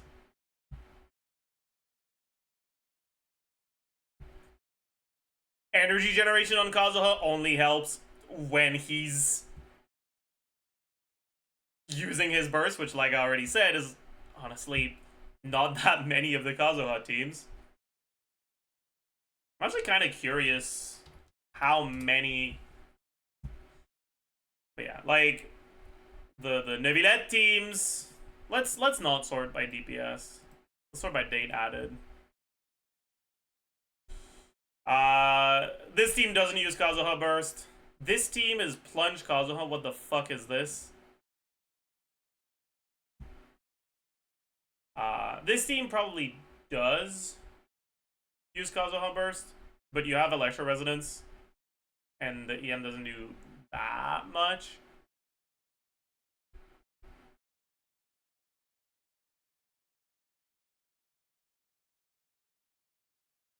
I guess it's kind of a pain in the ass, so I'll just move on. The point I'm trying to make is just that his constellations are honestly very, very bad compared to the more recent generic support characters, or specific support characters. His C2 can be good in some Melt and Vape teams. The main thing to keep in mind with his C2 is that the only teams that can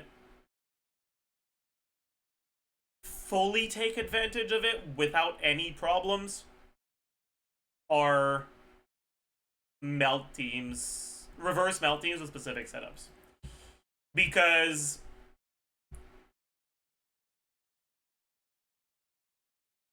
in order to get your VV, you need to swirl your carry's element. But in order for his burst not to ruin your reactions, you need it to infuse your support's element.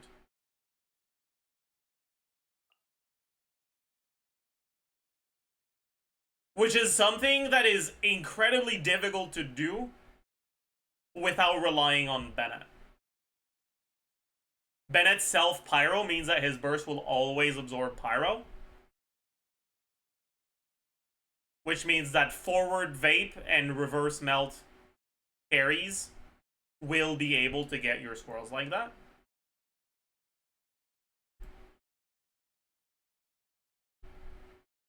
But forward vape carries don't use Bennett buff.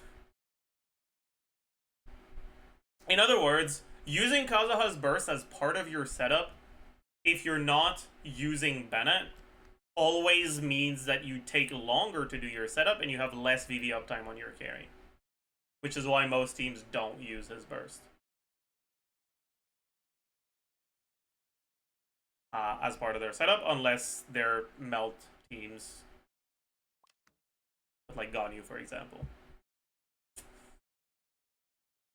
The exception to that is the child channeling teams, where child has so much hydro that the pyro infused burst doesn't really hurt you too much. But like, it's 2025. Put the international on the bench. Move on.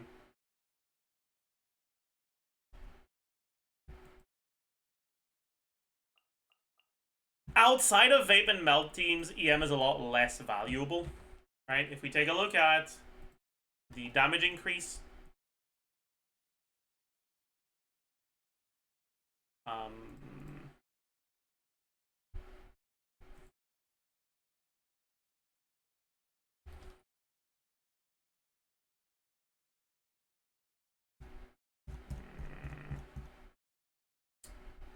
skip to C0 stuff real quick. Actually, let's take a look at it with Arlecchino. C0, Arlecchino. Yeah. This is an Omega sus sim in terms of like how realistic it is. But we can see the value of Kazuha's... Wait, no, this is a team that doesn't use Kazuha Burst. Oh, I was wrong. I'm an idiot, right? I guess Ganyu.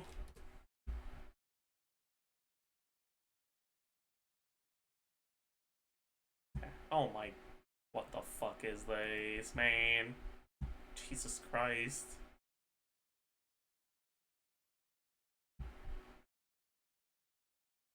Whatever. This uses Kazuha Burst, right? Yeah, it does. So, 48k at C0.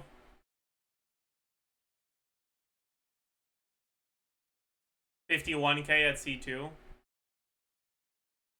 That's such a small difference. I guess you have a lot of EM here, huh? Oh, man.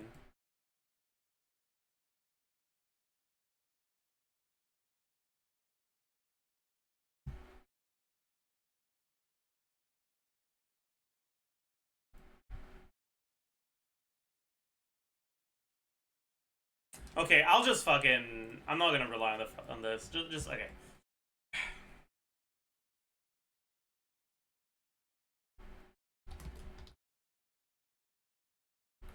So.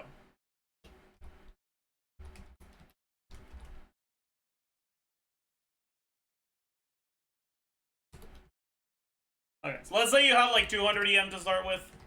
And then with Kazuha you get to 400. It increases your carry's damage by 20%.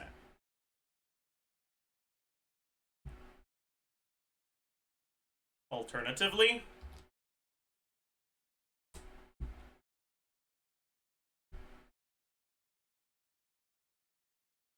in an aggravate team,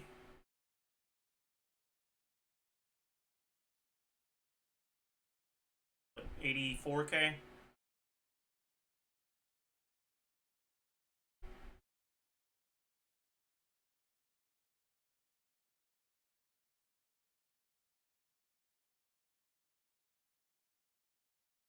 $86k. Well, how much was it before? $84k.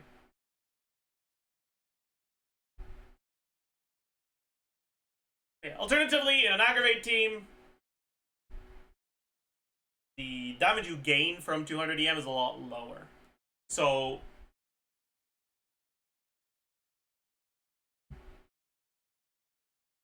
the value of his C2 is only actually good in melt teams that uses burst, or vape teams that uses burst, I guess. And there's just not that many of them. But yeah, outside of that, he has an actual pretty decent C6. Like, he's actually a pretty good carry at C6. But he's not competitive with the other C6 carries. He's just better than the C0 carries.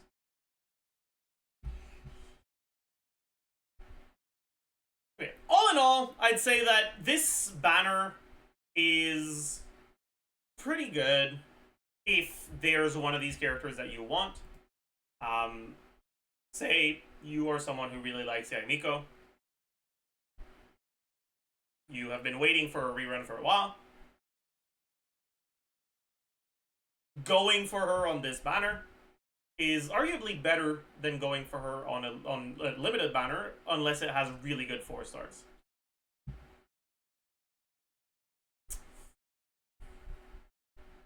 But if you already have Kazuha and you're not planning on getting Escoffier,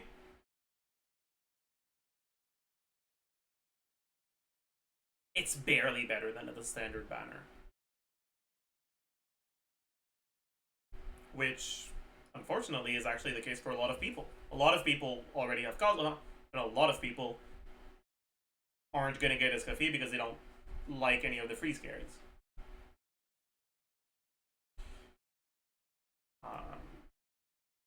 So yeah, just keep that in mind. Next let's talk about the weapons from the Chronicled, which we're not gonna yap about them nearly as much, but we'll just quickly get things out of the way. So we have obviously the signature for each of the characters on banner, and they're all good except Moonglow, basically. But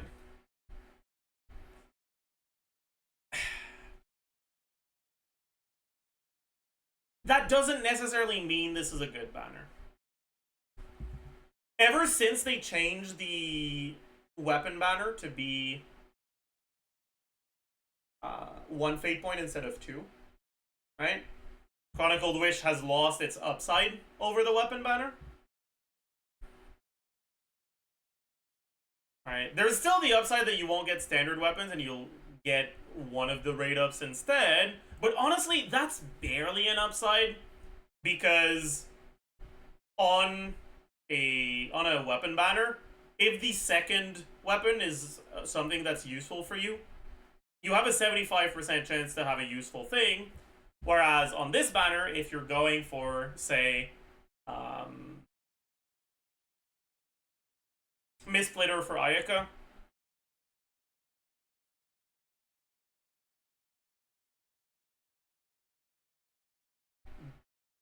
a lot of the weapons probably won't do anything for you. And yeah, the pity is also slightly higher. And there's no rate up 4-star weapon, so you miss out on potential refines on Fav if it's a good weapon banner.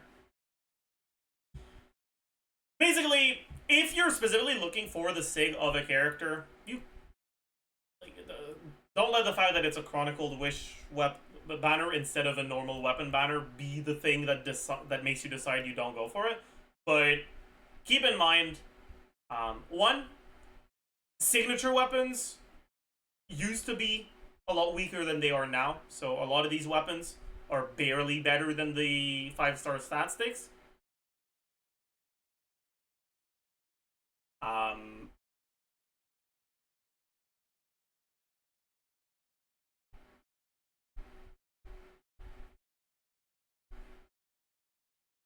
And two, don't spend money on this shit game. True.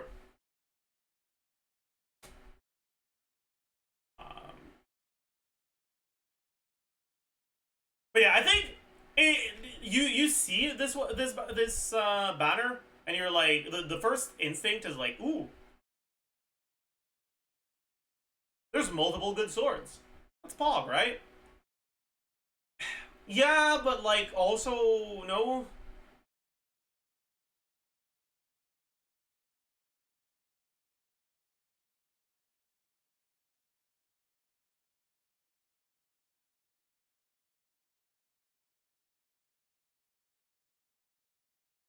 The gap between signatures and 5-star stat sticks gets bigger and bigger with the weapon power creep. And because of that, getting a 5-star stat stick becomes less and less valuable. So just keep that in mind. Honestly, personally, I don't find a banner like this all that appealing. But yeah, we can quickly talk about each of them. Urakumi Sugiri is a pretty decent, just like, overall stat stick.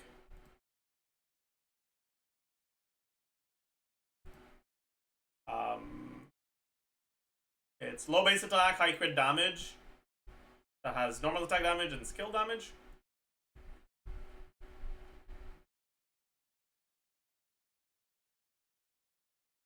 As long as you're playing a character that does normal or skill damage, it's at least going to be a fine 5-star stat stick. But yeah, it's not even that great. And then on top of that, and more importantly, Chiori is not a character that actually does that large of a portion of the team DPS unless you're getting her cons and using her as a carry. Which means that getting a signature on her isn't that big of a deal. Signature weapons on supports tend to only be good when they're support weapons, not damage weapons. And Uraku Misugiri is not a support weapon. It doesn't buff your team's stats, it only buffs your Chiori's stats.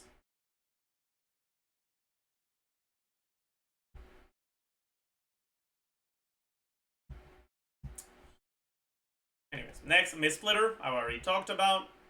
It's pretty good for Ayaka, but unironically, it's worse than Escoffi's teams for Ayaka's team DPS. Or it's worse than Escoffi's Sig for Ayaka's team DPS. And, I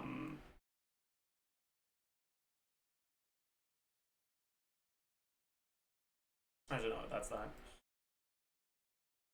Oh yeah, and it's not even that much better than Finale of the Deep. Like, it is better, but it's not as big of a gap as the new weapons at all.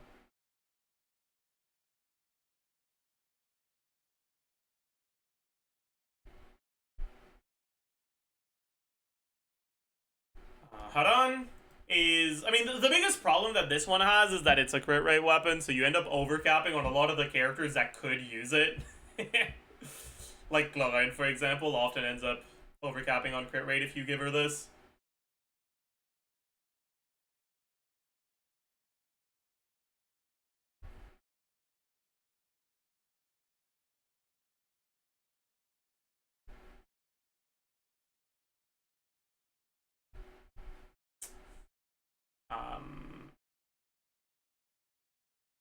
But yeah, this is overall a pretty okay weapon, but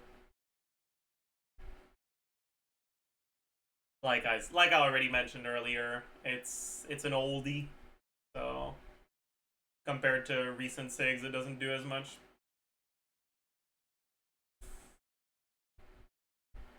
Next is arguably the only weapon on this banner that I think can be worth considering as like a meta, as a weapon to pull for from meta. But it's not even a good one.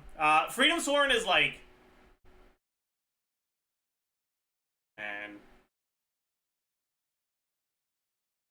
Because more and more Kazuha teams don't use his burst, it makes Fav less important on him. But the Fav particle is still good for the rest of the team. So the upgrade you get from Freedom Swarm doesn't even tend to be that big.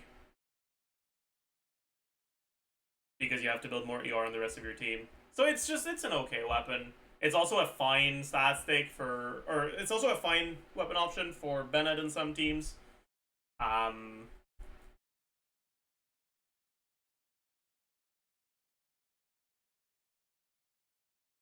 And for Shilonen.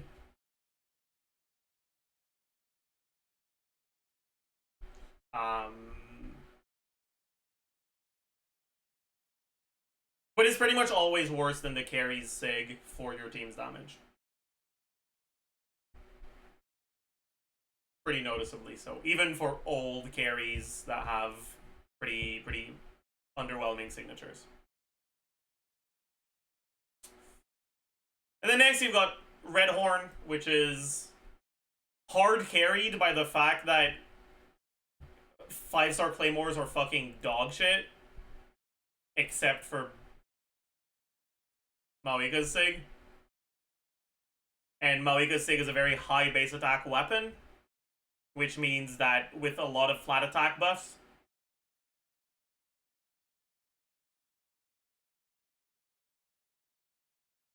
low base attack, high subs, that weapon can perform better. Technically, Red Horn is one of the best options for a lot of the... Or not for a lot of, but for like gumming, I guess. Outside of that, though, there's no reason to pull for Red Horn over your carry's Sig.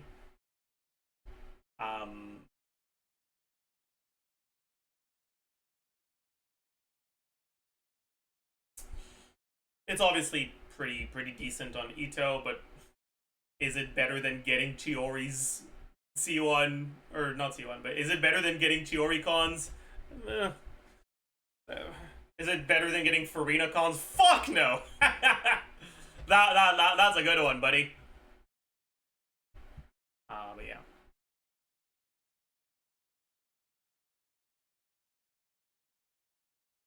Next is Kagura's Verity. I'm gonna be so for real with you right now. In a lot of the T's where you use Yai, Kagura's Verity is not even her best weapon.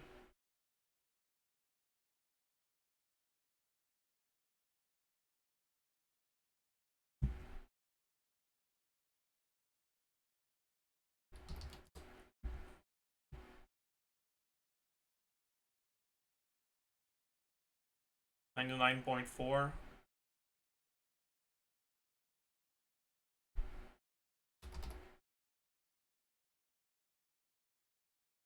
Oh, it's slightly better. 0.5% better to use Kagura's versus Wandering R1. Wandering Events are R1. This is EMEI? Yeah, but that's better than damage EI, even on Kagura's Verity.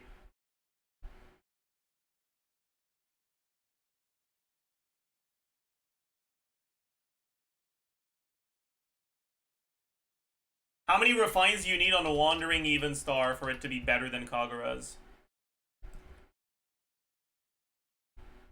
Okay, Wandering Even Star R2 is better than Kagura's. Check EI set. I mean, what do you want me to do? Change it to Golden Troop so it becomes even worse? Sure.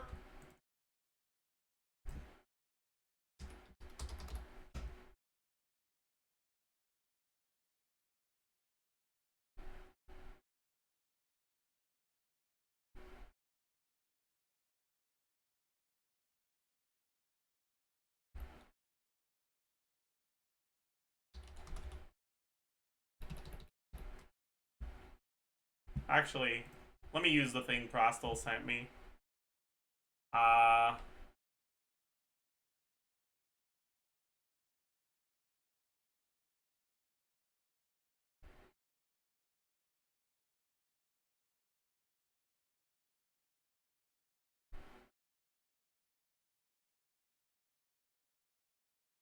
So...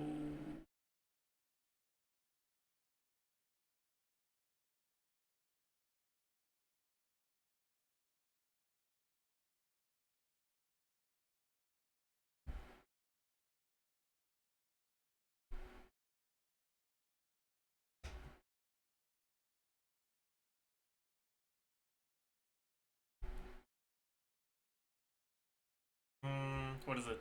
10, 12? 4?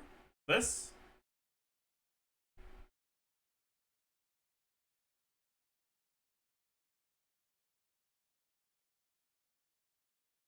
$12 crit damage? Oh yeah, I'm an idiot.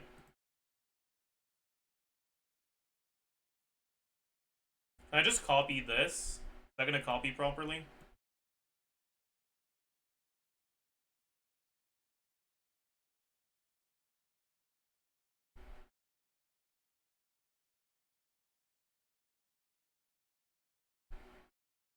Yeah.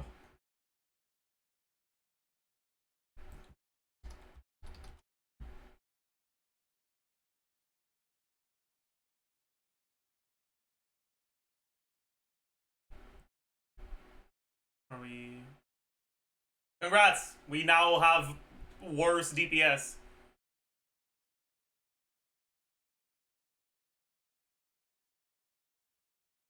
EM Sands. EM Sands is probably better than Attack Sands. Attack equals 0.466. Yep. Attack Sands even worse.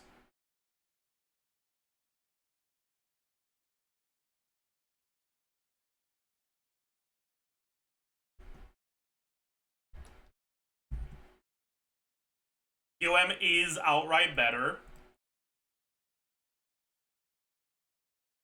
EM equal 187. EM Sands is outright better.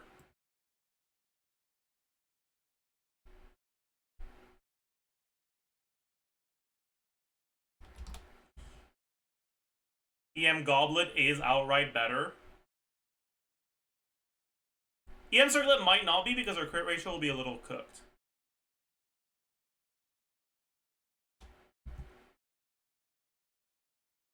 Yeah, it's a little bit worse. But if we change this to 10, 12...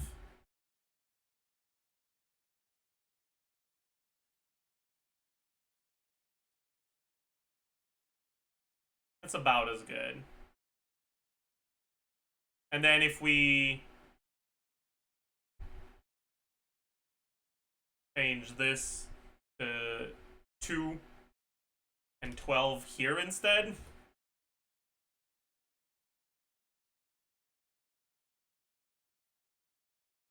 Okay, that's a bit worse. So, tragic. Anyways, Wandering Even Star was better than all of these things anyways, so...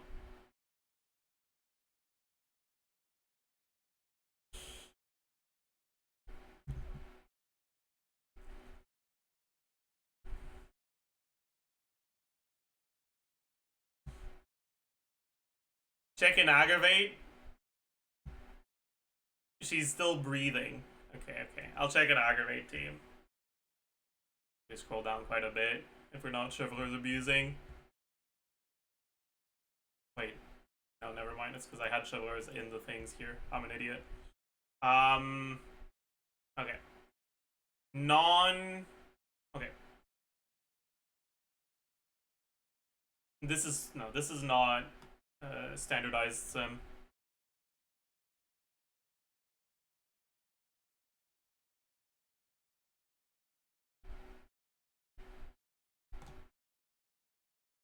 $79.5.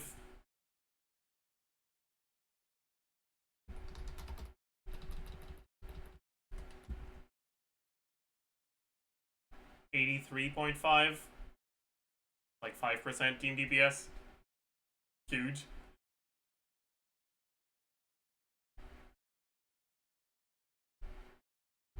Huge.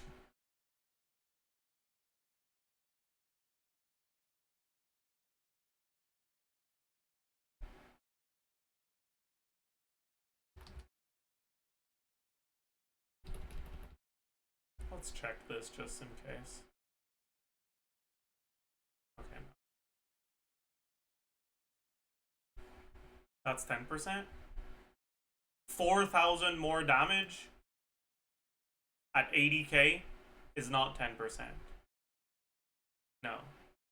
That's not how math works. I read 76, I see. Okay, yeah.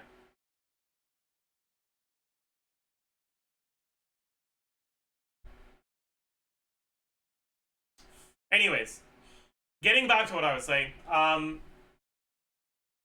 in a lot of the teams, or in many teams for Yai, Kagura's isn't even better than some of the 4-stars. And even when it is better, it's barely better, honestly. So it's a pretty bad weapon to get, honestly.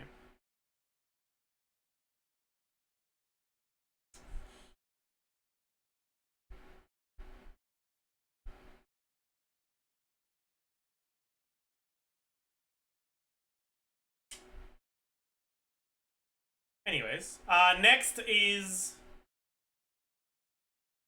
Moonglow. Moonglow is the donut is not it. It's not a very good weapon. Like, it's okay on Kokomi, but Kokomi's personal damage, even with the donut, is a fucking joke. So just don't even. The only reason to go for the donut is if you think it looks pretty. Outside of that, I don't think there's ever a reason to go for it.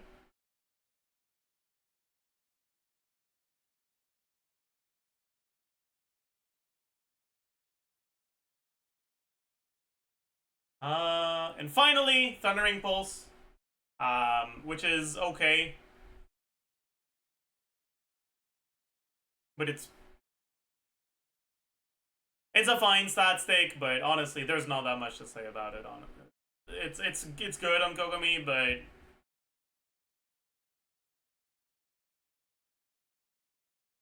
it's not outstanding.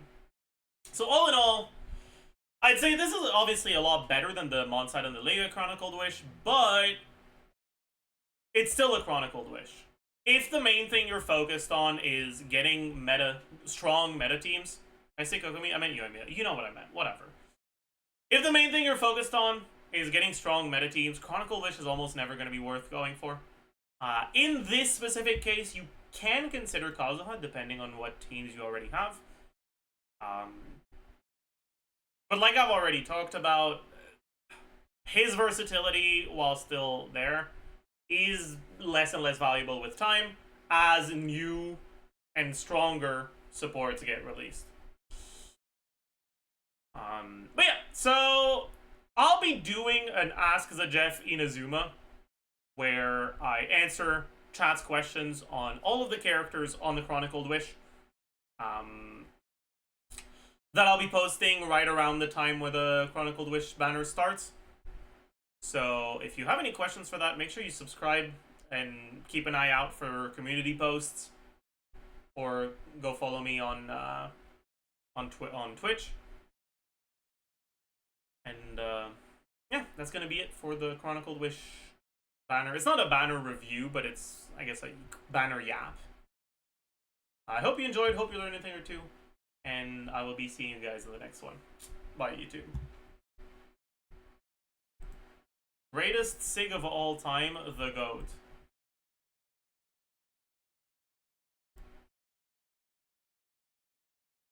Huge. 2% increase. That's my GOAT right there. Let editors know, yo.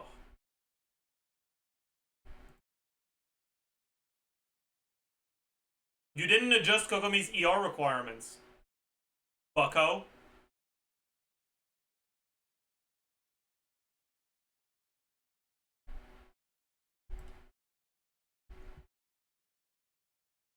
Ha! It's not 2%, it's 2.5%! Bet you didn't see that coming, buddy! Oh, man.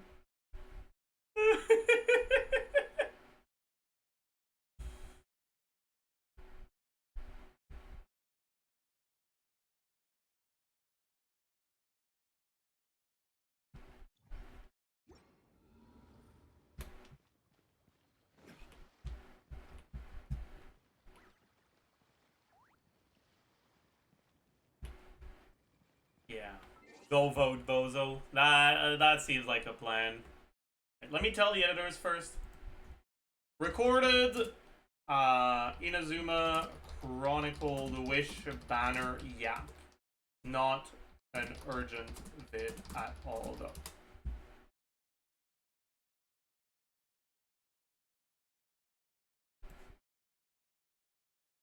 But yeah, tomorrow, I don't know what we'll do tomorrow. We'll figure it out.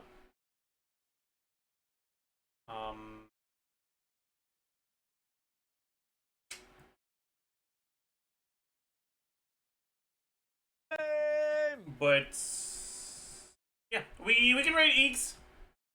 Oh, what's up, Slice? First time glor. You're not a first time chatter. So we'll do this all tomorrow. Why did you shout out Slay? Whatever, man. Let's rate Eeks. Everyone go say hi. Be nice. He's dodging. Fine! I'll do the fucking exercise redeem right now.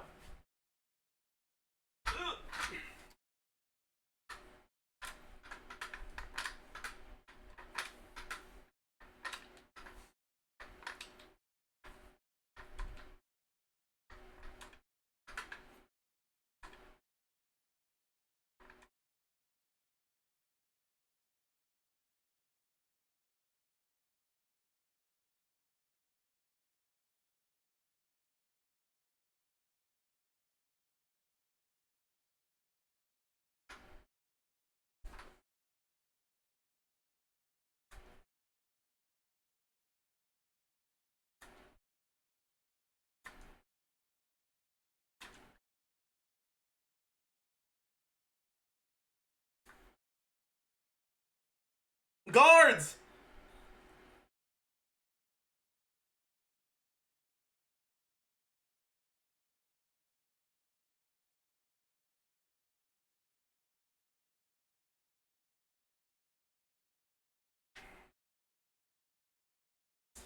Alright. Alright, everyone go say hi, be nice, and I'll see you guys tomorrow. Bye-bye.